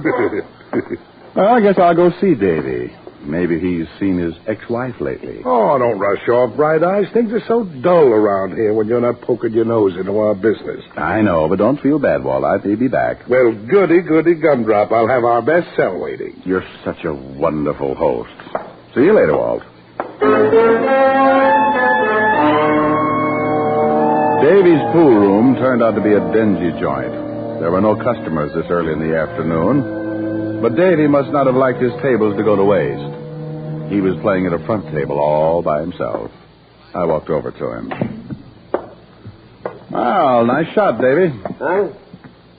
Oh, want a game, Mac? I'd rather talk. This is a pool room, not a conversation club. It's about your wife, Davy. I got no wife. You did have. Yeah, I had measles once, too, but that don't mean I'm still scratching. Have you seen Lee recently? All depends on how recent you call recently. Oh, in the last month or so? Seen her when I first got out, close to a year ago. She wants to pick up where we left off. And? I told her where to get off. You beat these dames. If I get sent up out of circulation for a while, she wants to be free. Then I'm out, she wants to get all chummy again. Well, maybe you know where she might hang around, Davy. Yeah, maybe. You a cop? Private. Well? Well, what? I'm a businessman, pal. I don't shoot off my mouth out of fun of it. Will $10 take the fun out of it? You don't see me laughing, do you? Put the money on the table. Okay, there you are. Much obliged. Yeah, I might know where Lee hangs out. I'm not saying for sure, mind you. Been almost a year since I seen her. Keep talking. She always likes bars, lights, people. She used to drag me to a bar all the time. Any particular bar? The Bluebird Club over on 40th. In fact, that's where I first met her. Excuse me a sec. Hey, take a few shots while I answer that. Hello? Davies Billiard Parlor. Huh? I don't... Oh, yeah, maybe yes. Hold it. Hey, Shamus. Your name Richard Diamond? That's right. That's for you. If you want more out of me, I'll be over in the office. Thanks. Hello? Well, Rick, I took a chance. Figured you'd still be there. What's up? Funny, but right after you were here, we got a call about Lee Thorpe. Picked her up right away. Good boy. I'll be right down. You at the precinct? I'm at the morgue. What? And don't bother to hurry, Rick. This gal won't be going anywhere. Not now.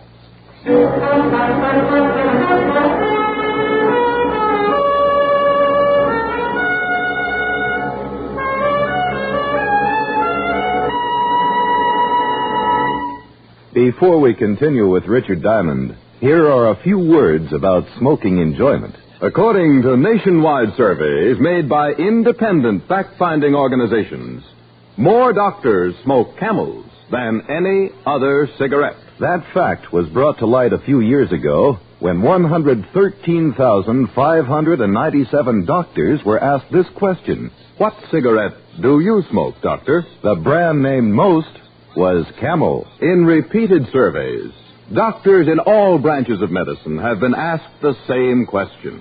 And each time, Camel leads all the rest. Yes, these surveys show that more doctors smoke Camels than any other cigarette. Why don't you start smoking the cigarette so many doctors enjoy? Start smoking mild, flavorful Camels tonight. How mild can a cigarette be? Make the Camel a 30-day test, and you'll see. Smoke Camel and see. And now back to Richard Diamond, Private Detective, starring Dick Powell.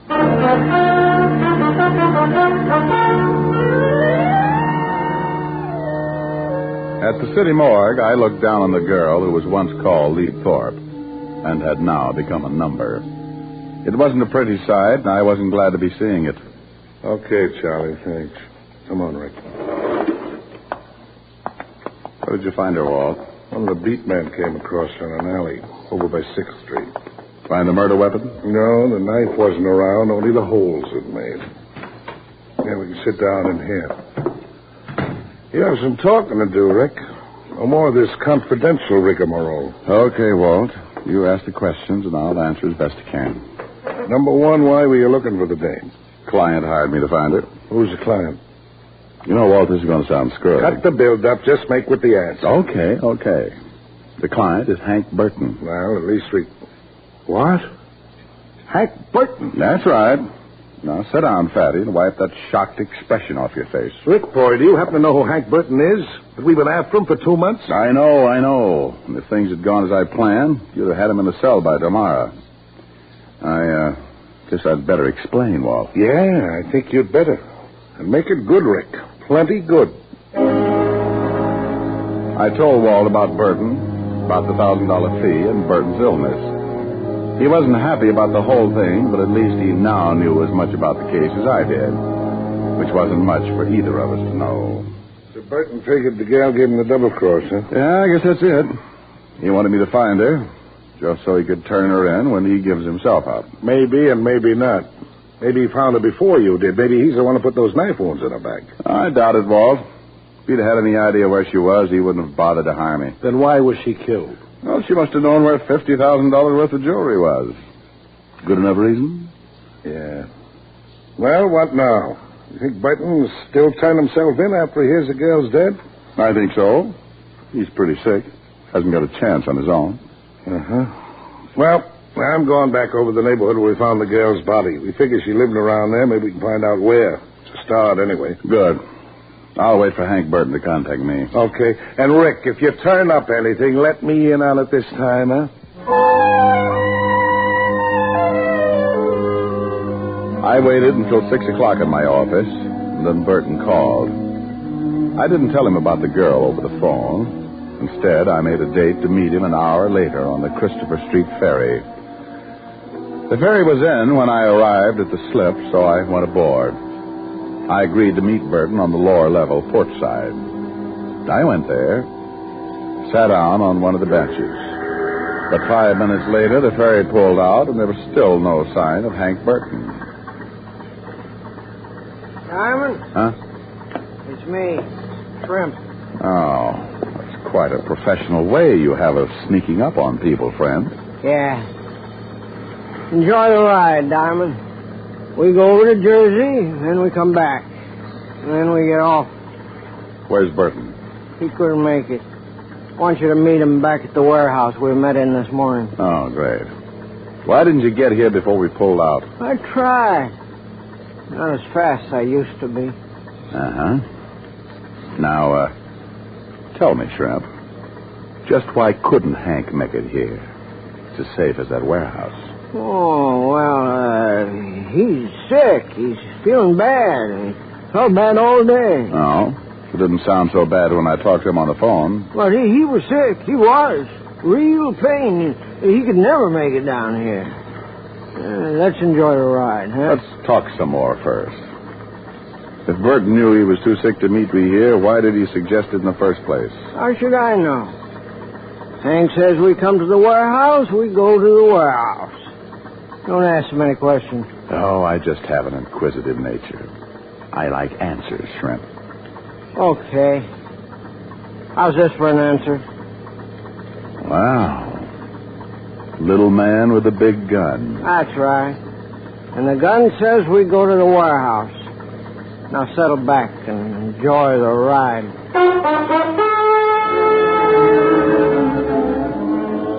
It was the most uncomfortable boat ride I'd taken in years. Shrimp put the gun back in his pocket, but kept it pointed toward me.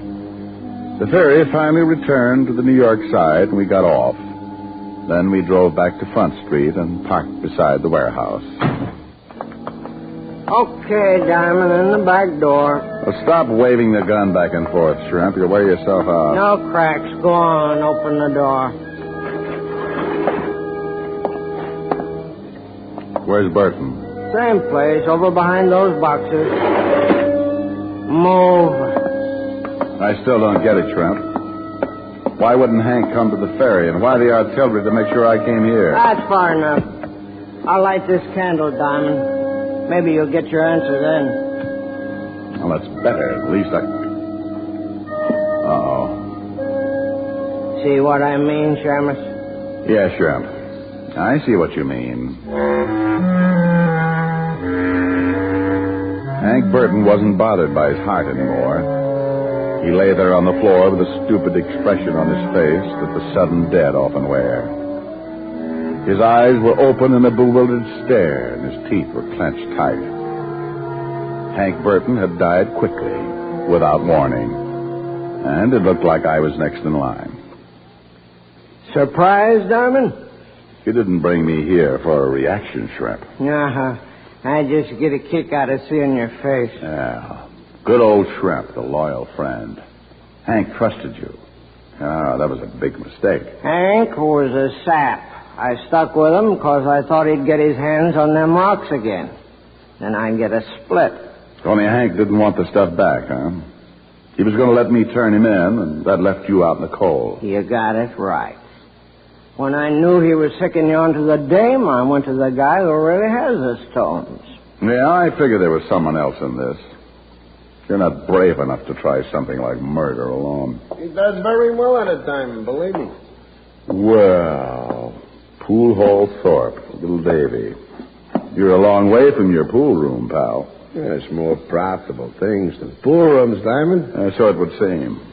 Like handling stolen jewelry. Uh-huh. You sure no one followed you, Shrimp? Positive. Good. I'm sorry about this, Diamond, but you'll have to join Hank before long. Yeah, I'll bet you're sorry. You were sorry when you killed your ex-wife, too, huh? Real sweet guy. She brings you the stones, and you pay her back with a knife. Well, what can I do? Shrimp tells me there's a detective looking for her. Well, he was a good kid, but she didn't have much knife. She'd have talked her head off if you'd found her. Oh, I see. But why Hank and now me?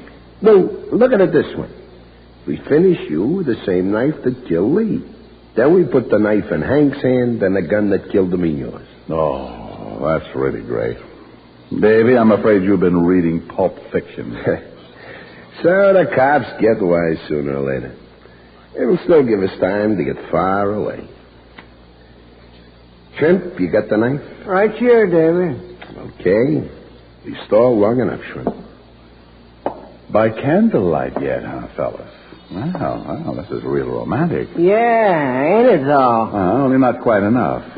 It's even more romantic with a candle out.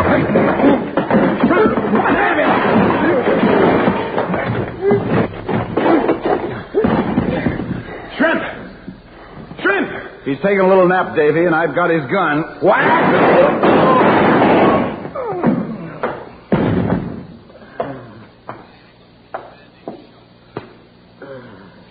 It's too bad, Davy. You should have stuck to your pool room.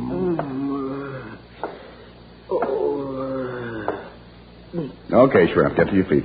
Diamond. Oh, shut up. Come on. Oh, my head. Shrimp, I made you a promise this morning. I said either this deal with Hank was on the level or your buck teeth were going down your throat. Oh, no, look, Diamond. Oh, shut up. Now, you know the old saying, Shrimp. See your dentist twice a year? Huh? Well, you won't have to worry about that now, friend.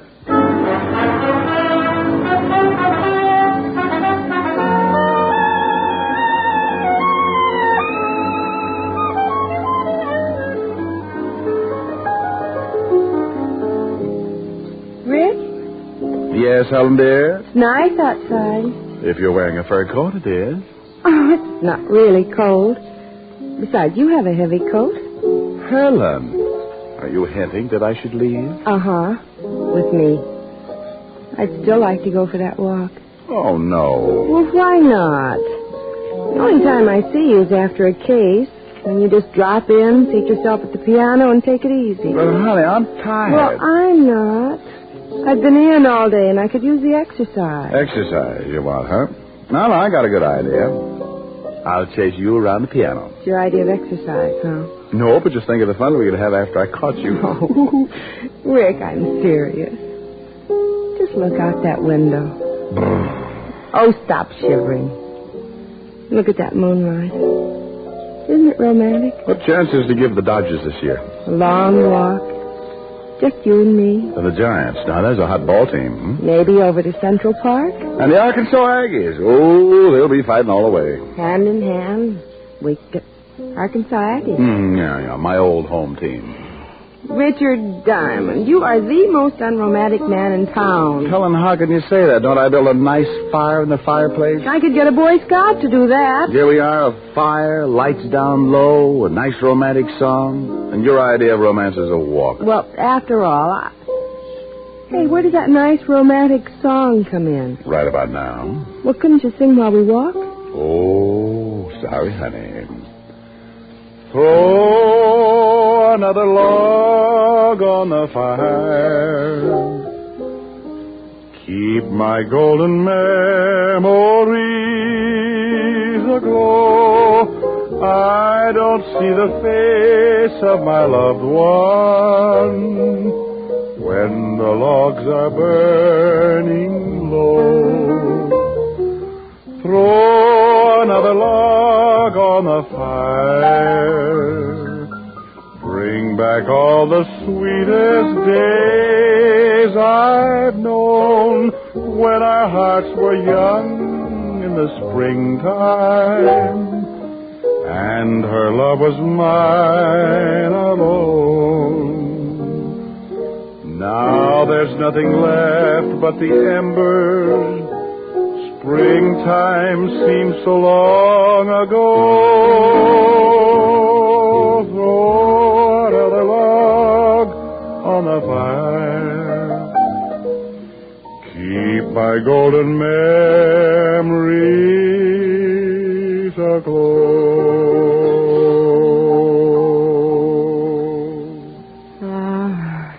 That was very nice. But I still didn't like it. That's a brilliant statement. I still want to go for a walk. Millions of girls in New York, and I had to pick a nature lover.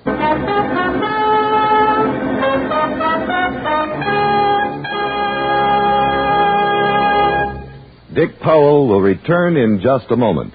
Camel leads all other brands in popularity by billions of cigarettes per year. Yes, more people smoke Camels than any other cigarette. And among them are many people whose throats are important to their careers. For instance, our own Dick Powell. Dick, why do you smoke Camels? Well, I smoke Camels regularly because I like their taste. They're mild and they agree with my throat. That's mighty important when you use your voice as much as I do. Friends, why don't you find out how well Camels will agree with your throat? How mild can a cigarette be? Take the Camel 30-day test and you'll see. Smoke Camel and see. Here's Dick Powell with a special message. Thank you. Ladies and gentlemen, the makers of Camels have now sent more than 200 million Camel cigarettes to servicemen and veterans. This week, as every week, gift Camels are being sent to hospitalized veterans. They're on their way to Veterans Hospitals, Phoenix, Arizona, and Des Moines, Iowa. U.S. Army Station Hospital, Fort Benning, Georgia. U.S. Naval Hospital Ship Haven. Now, until next week, enjoy Camels. I always do.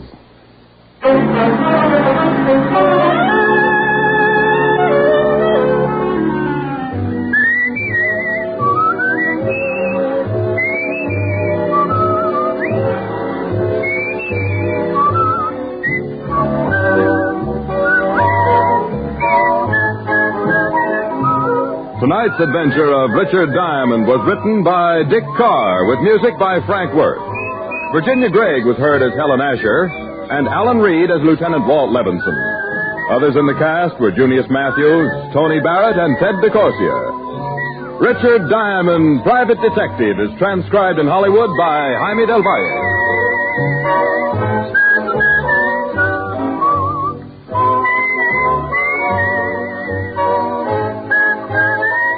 Be sure to listen to another great Camel show. Vaughn Monroe and the Camel Caravan every Saturday night.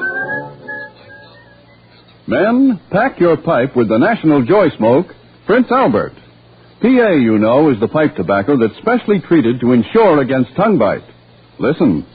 The bite is out and the pleasure's in when you smoke Prince Albert. It's specially treated not to bite your tongue. The bite is out and the pleasure's in. And now there's more tobacco in the pocket tin. Get PA.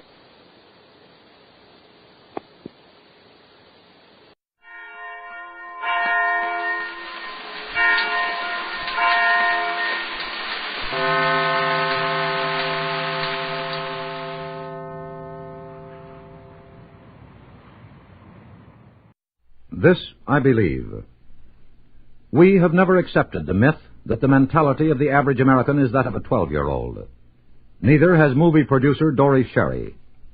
This faith in the intelligence of human beings has resulted for us in this series of broadcasts of Living Creeds, and for Mr. Sherry in truly adult motion pictures. His tremendous ability as a writer, producer, and executive, which he has used honestly and vigorously in support of his high principles, has firmly established him as one of Hollywood's first citizens. This is his creed. What we believe is usually the result of what we have lived, and it is difficult to synopsize 46 years of living and believing in 600 words.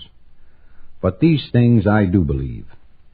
Having been reared in a religious home, and having known many people of sincere and deep religious convictions of many faiths, I believe in God and in prayer. I believe in the Ten Commandments, and since obedience to the law is a deep factor in the Jewish faith, I believe conscientiously in law and order. Being the son of immigrant parents who found opportunity and security in America, and having been a student of our history, I believe deeply in America and its conscience and philosophy.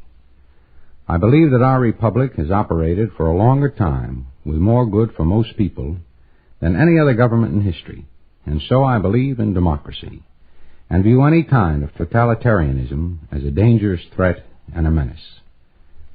Having been happily married for 20 years and blessed with 3 children, I have firm convictions about the family unit and its effect on the human spirit. Since love and understanding form the keystone of the family unit, and since our society is actually an extension of the family unit, spreading from the family to the neighborhood, to the city, to the state, to the nation, and hopefully one day to the world, I most sincerely believe in love and understanding. Having enjoyed the friendship of many people in many places for many years, I believe in the innate dignity of the individual, and have learned that in the main, people are as we choose to find them. I also believe that reason can overcome prejudice, that knowledge can overcome ignorance, that love can overcome hate, and that goodness can conquer evil. Finally, I believe that in our temporal world, the greatest force that can operate for the best interest of all is the cleansing and strengthening force of wisdom, without which man would still be living in caves, slightly removed from the beasts whose skin he would wear to cover himself. Wisdom has given us our homes, our factories, and our dams, our medicine and our automobiles, our toys and our weapons, our subways and our planes, our books and our radio, our motion pictures and our television. Wisdom has given us our faith, and wisdom brings us hope and trust in the future, along with pride in our past. With wisdom we flourish and live. Without it we wither and die. With wisdom years can keep us young in heart and mind. Without it we grow old. With wisdom we can be strong and know no fear. Without it, we become weak and frightened. These things I believe, not alone because I choose them, but primarily because I have lived them. And living is believing. That was Dory Sherry, head of production at MGM. The son of immigrant parents, Mr. Sherry reached his present position by way of jobs as necktie salesman, printer's devil, manual laborer, actor, playwright, director, and producer. His convictions make us realize that Hollywood itself has promise of maturity. Mr. District Attorney, starring David Bryan. Mr. District Attorney, champion of the people, defender of truth, guardian of our fundamental rights to life, liberty, and the pursuit of happiness.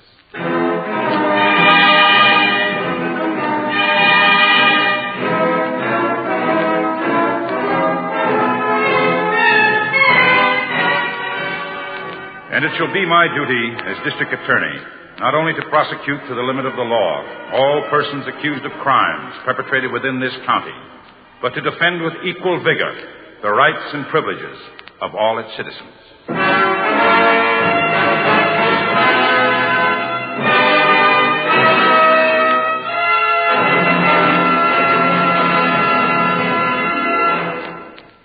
This is David Bryan. In a moment, we'll bring you another case from the files of Mr. District Attorney. But first, a word from our sponsor.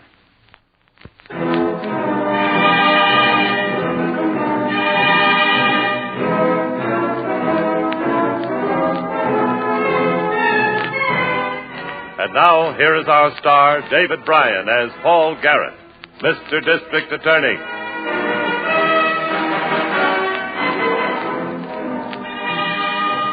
Usually, a district attorney can quickly spot the work of an amateur in crime. But it's not always easy for him to solve the crime itself. One of the most puzzling and vicious crimes we ever worked on had its start in a city bowling alley about 10:30 one night. A flashy red-headed girl in the cashier's cage is talking to a boy lounging at the window. Oh, look, Nick, why don't you take me out? You kidding? Don't you want to? Well, sure I want to, Angie, but I got no money. No job now. Ladino's fired me. There's ways to get money. Uh-oh, I better go. Here comes Ladino. What of it? I told you not to hang around here, Nelson. He ain't hurting nobody, But Joe. I told him keep away from you, baby. Now, you get out and stay out, see? Okay. You come into the office, Angie.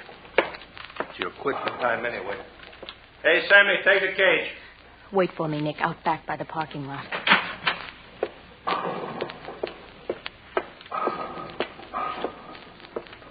Shut the door and sit down. I'll stand. Well, what is it? You know what it is. You're my girl. Listen, I told you. No bum like Nick Nelson's going to hang around you. What if I want him to hang around? Oh, you two-time little... Stop it. You're not selling me that. Oh! You're my girl, and you're going to stay my girl, you see? You dirty louse. Let me alone. Oh, baby, I'm sorry. It's in my temper. You know how it is. Hey, Joe! I need some nickels and dimes. What I think? You know, it gets away from me. Hey, Joe! Yeah, all right. Look, baby, you forget about this, huh? Will you please? Good. I didn't mean to hurt you. You know, I'm crazy about you.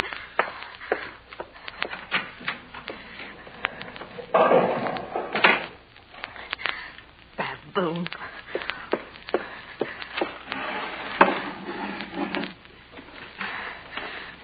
Get even with him.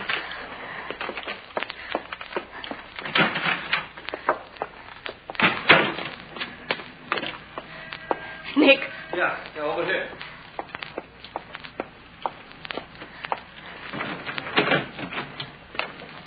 Get in, Nick. You drive. Wait a minute, Angie. Whose car is this? It's Joe's, if that makes any difference. Get in. Keys up over the sun visor.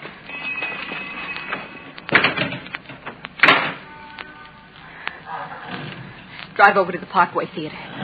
What's the idea? Don't ask questions. We'll show that louse of a Joe Ladino. We'll get money, plenty of it. Hey, now, wait a minute, Wait, Angie. nothing. You don't want to be a pin boy all your life. You look nice all dressed up, Nick. Yeah, but that theater... I know the Parkway. Girlfriend of mine used to usher there. Manager's name's Fred LaSalle. He's made a couple of plays for me. Right now he'll be in his office cashing up. Creepers. We can't get away with that, Angie.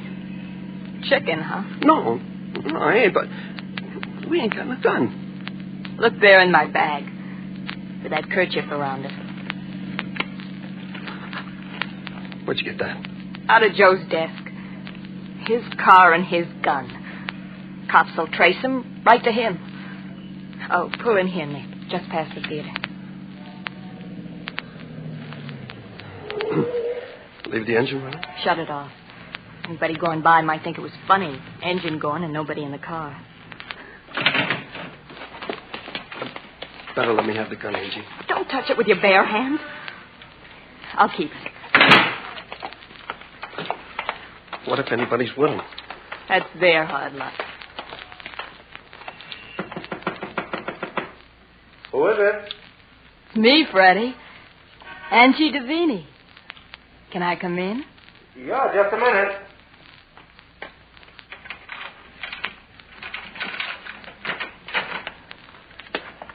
Don't make any noise. What? Hey, listen. Hey, is this a joke? Yeah, on you. Shut that door, Nick. Hey, you red-headed tramp. I'll... Creepers. You shouldn't have done that, Angie. I didn't. Joe Ladino did it. Grab that satchel, Nick. Let's get out of here.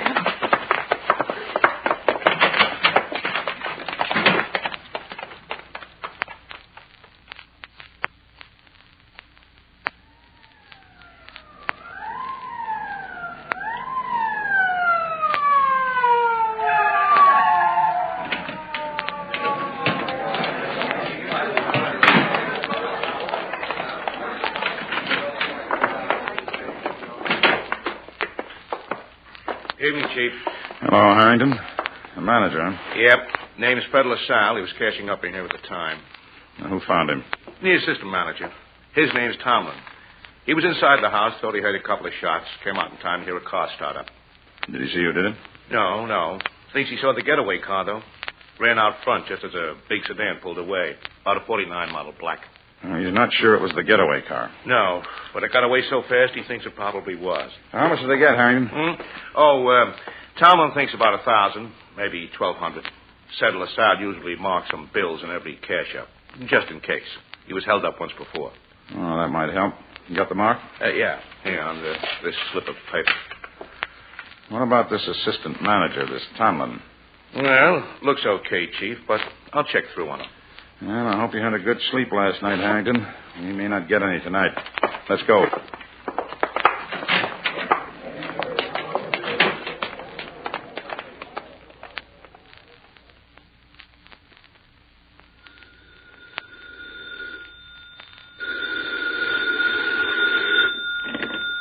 District Attorney's office? Yes. Oh, you did? Where? Uh-huh. What time did they find it? About half an hour ago? That would be about 2 a.m., yes. Yes. Mr. Garrett may want to call you back on this, Sergeant. He isn't in right now. Thank you.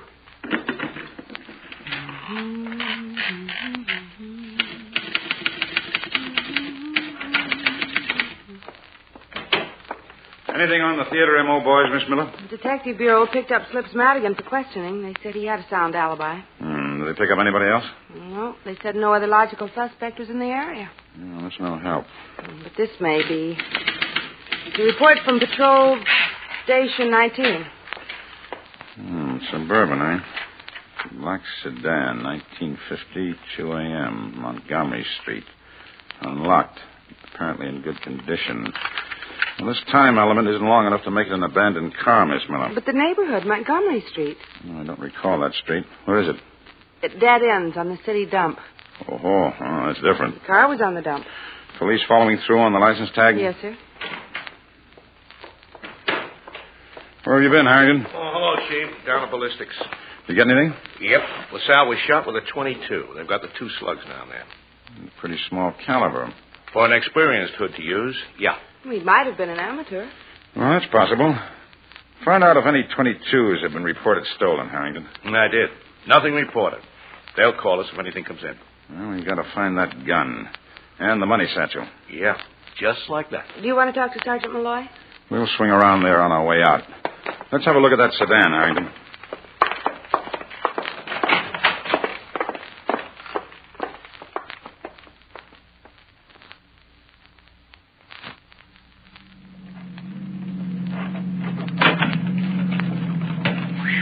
This dump. Not exactly a garden of roses, Chief. See anything in that sedan? No, not yet. There's a car up ahead. Patrol car. Well, there's a stand. Just beyond it. District Attorney. Yes. Got the flashlight, Harrington? Yeah. Right here.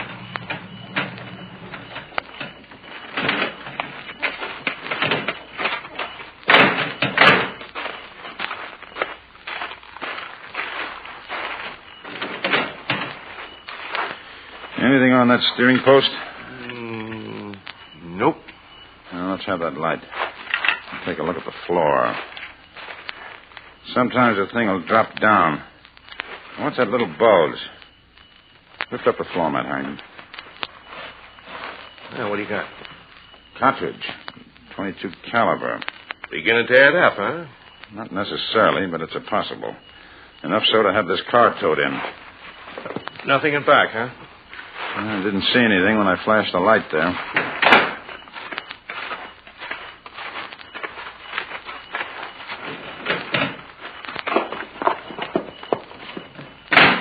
What's the next move, Chief? Have Tomlin look at that sedan. Check the registration. Then we may want to talk to the owner.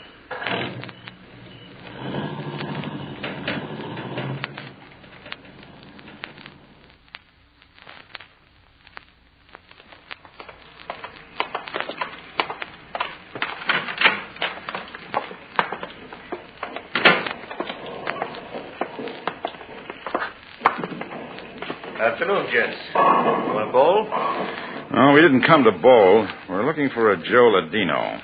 Well, I'm him. What's the pitch? Can we go somewhere and talk privately? Oh, sure, in my office. What do you want to talk to me about? I'm the district attorney, and this is my assistant. Oh, well, sure, right this way.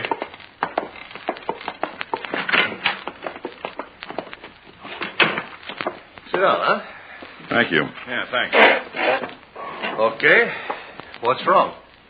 Well, about an hour ago, at noon, you reported to the police that your car had been stolen. Yeah, that's right. What about it? Well, when did you find out it was stolen? What's this all about? Answer him, Ladino. When did you find out? Well, last night. Around, midnight, I guess. Why didn't you report it sooner? Well, sometimes a friend of mine used the car. I thought, one of them might have borrowed it. So. One of them? Yeah. I let a couple of the boys who work in here use it once in a while. For a favor. Sometimes my cashier, Angie Davini, she borrows it. I didn't want to report it in, have one of them picked up. They've been embarrassed. What did you do after you found the car was gone? Well, walked around, waited for him to bring it back. The air felt good, Now, how long did you wait? Oh, I don't know. Maybe an hour. Now, come on. What's wrong, huh? I told you all I know. What's wrong? Plenty, Ladino. There was a hold-up and murder at the Parkway Theater late last night. Huh? And your car was used for the getaway.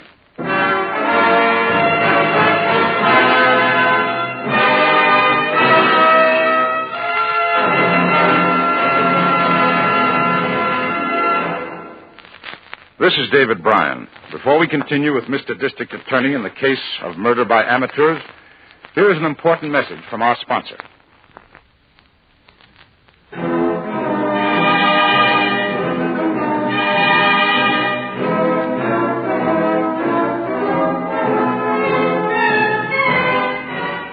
And now back to David Bryan, starring as Paul Garrett, Mr. District Attorney.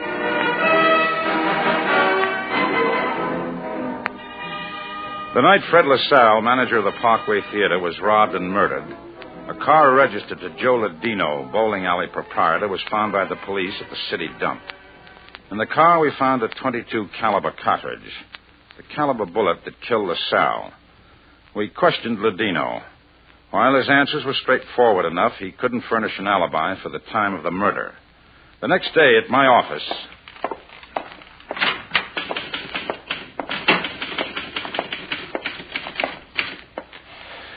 Find anything on Ladino, Miss Miller? Nothing in the criminal file, just a lot of traffic violations. A lot? About a dozen. I call that a lot. Well, for what? Oh, mostly for overparking, a couple for speeding. No wonder. When everybody uses the guy's car. Did you check with gun records? Yes, sir. A .22 revolver was registered to Ladino 2 years ago. He bought it at Henshaw. Well, now we're getting somewhere. Has Ladino a permit? Yes. Anything else, Miss Miller? Lieutenant O'Brien phoned in. What did he want? The police found that money satchel. Oh, great. Where? Out on the dump. O'Brien said he thought it was carried a short distance from the car and then thrown. Probably. Has Tomlin at the theater identified it? Yes, a positive identification. That just about wraps up that car's the murder car, Chief. Yeah, it looks that way. And call the lab, Miss Miller. Have them go over everything. Steering wheel, seat cushions, floor mats, the works. Yes, sir. Now, if we can find the gun. We'll find it, Harrington. Let's get over to Ladino's.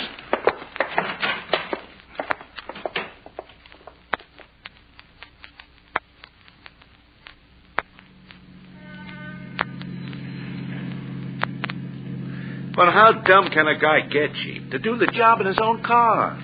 Well, I'm not saying he did. If he used his own car, he probably used his own gun. Oh, that might follow. And if he used his own gun, he'd either hide it in his room or in his office. Or throw it away. Yeah.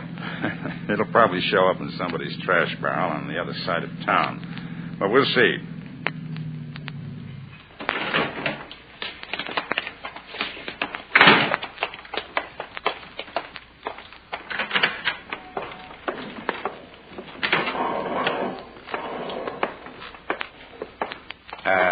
Nifty little redhead in that cage, Chief. Oh, she's got a boyfriend, too.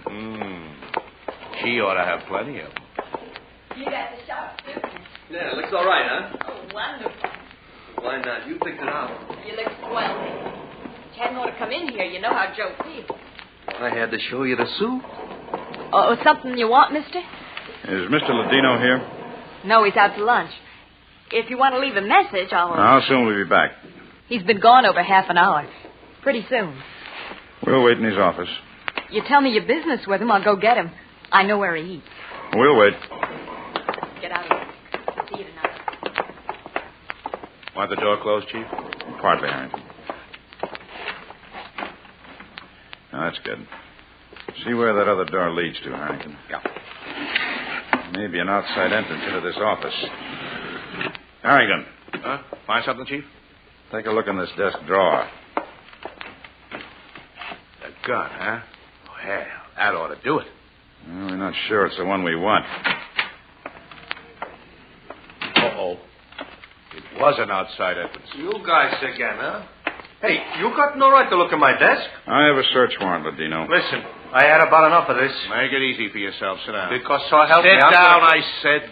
If you're clean, Ladino, you've got nothing to worry about. I don't know what you're talking about. You'll learn. You got a spare handkerchief, Harrington? Yeah. Here. Oh, thanks. No point in getting my fingerprints on this revolver, too. 2 empties. When was this gun last out of the drawer, Ladino? I don't remember. What difference, huh? I got a permit for that gun. I'll show it. We know you've got the permit. Now take it easy. When was it last out of the drawer? I don't know. Last month sometime. What about these 2 empties, Ladino? Well, could be I left them in there. I don't remember. You'd better come along with us. Well, what for? I ain't done nothing. If you think I pulled off that theater holdup, you're crazy. On your feet. I'll take along this revolver, too, for ballistics in the lab. Come on, Ladino.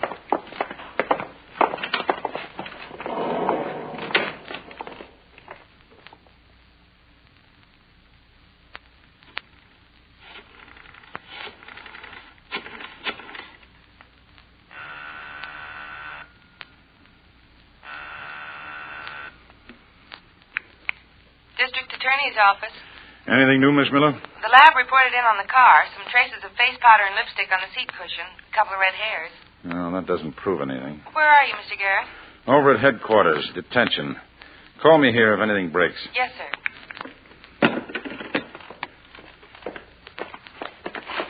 You get that report, Harrington, from ballistics? Yeah, right here, Chief. Lab report's not quite ready. About what I thought it would be. Hey, look, this ain't reasonable. See, I got to get back to work. I've been here already a couple hours. You'll be here longer than that, pal. That 22 of yours killed LaSalle. What? You're nuts. How could it kill anybody? It's been right there in the drawer. They test-fired the revolver down in the basement. They compared the slugs with those taken out of LaSalle's body. They all came from the same revolver. Yeah, Melissa, you can't pin that onto me. I don't know anything about it. I tell you, I never killed nobody. And tell me this. Would anybody be trying to hang this on you? Why? I'm asking you, Ladino. No, I've done nothing to nobody. Why would they try to hang it onto me? How many people have access to your desk? Oh, I don't know. A couple, maybe half a dozen. Anyway, what do they want with the gun? Who are they? Who? The guys in the bowling alley that take over when I'm out. My cashier, Angie Davini, a couple others. We'll be back, Ladino. Oh, look, I got to get back to work. He's about ready to confess, Chief. No, not unless he's lying. What? I can't buy it, Harrington. Why not? Everything checks. Well, I might go along with it if Ladino was hard up for money, but he isn't. He's doing all right with that bowling alley. Good bank account, excellent credit rating. Lab report for you, Mr. Garrett. Oh, thanks. I want to get a drink of water, Harrington. Then we'll go back in and question him some more. What's the lab report, Chief? Traces of face powder on the revolver, same as the powder on the car seat cushions. Looks like a new angle. Harrington, those 2 kids in the bowling alley, the redhead and the boy with the new suit. What about him? Find out where he bought it. That cost good money. Go to the best stores in the area. And Harrington, Yeah? find out what they used for money.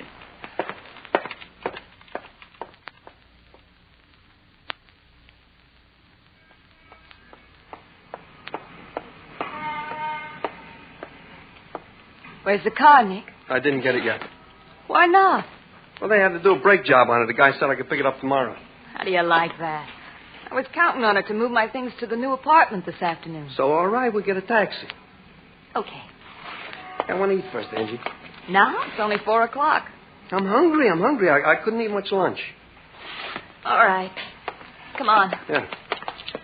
Hey, wait a minute. What's the matter? Let's cross the street. I don't want to pass that cop. Oh, he won't bother us? Maybe not. I'm crossing over. Look, Nick. I don't feel right about cops. You told me Ladino was going to get tagged for that job, and now I read they let him go.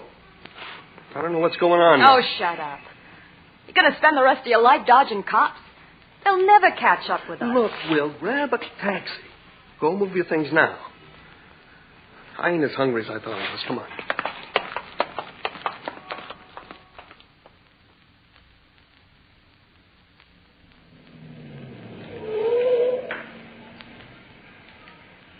At the apartment house, Chief? Yes, the big one on the corner. We'll wait here a while. Plenty dark here, away from that street light. Might be this car coming. Yeah, it is, Chief. It's the one the salesman pointed out this morning.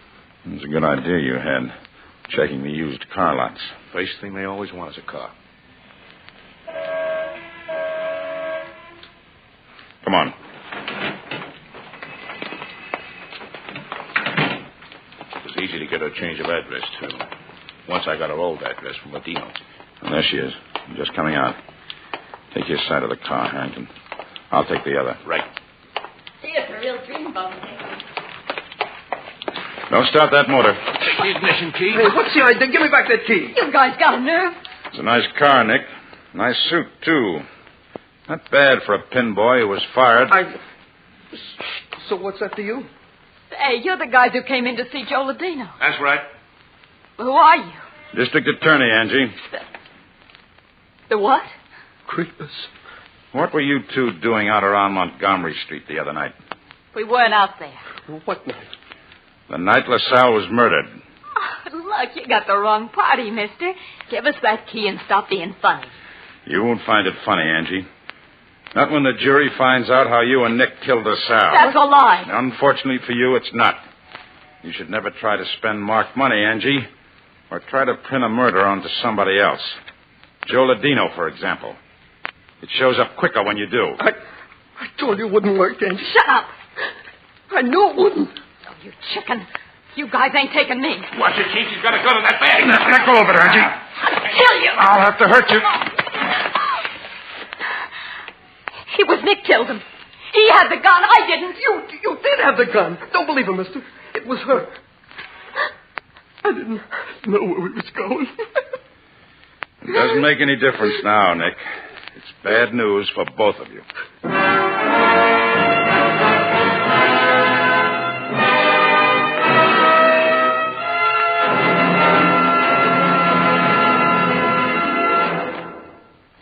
This is David Bryan again. I hope you've enjoyed this case from the file of Mr. District Attorney. I'll be back in just a moment after this message from our sponsor.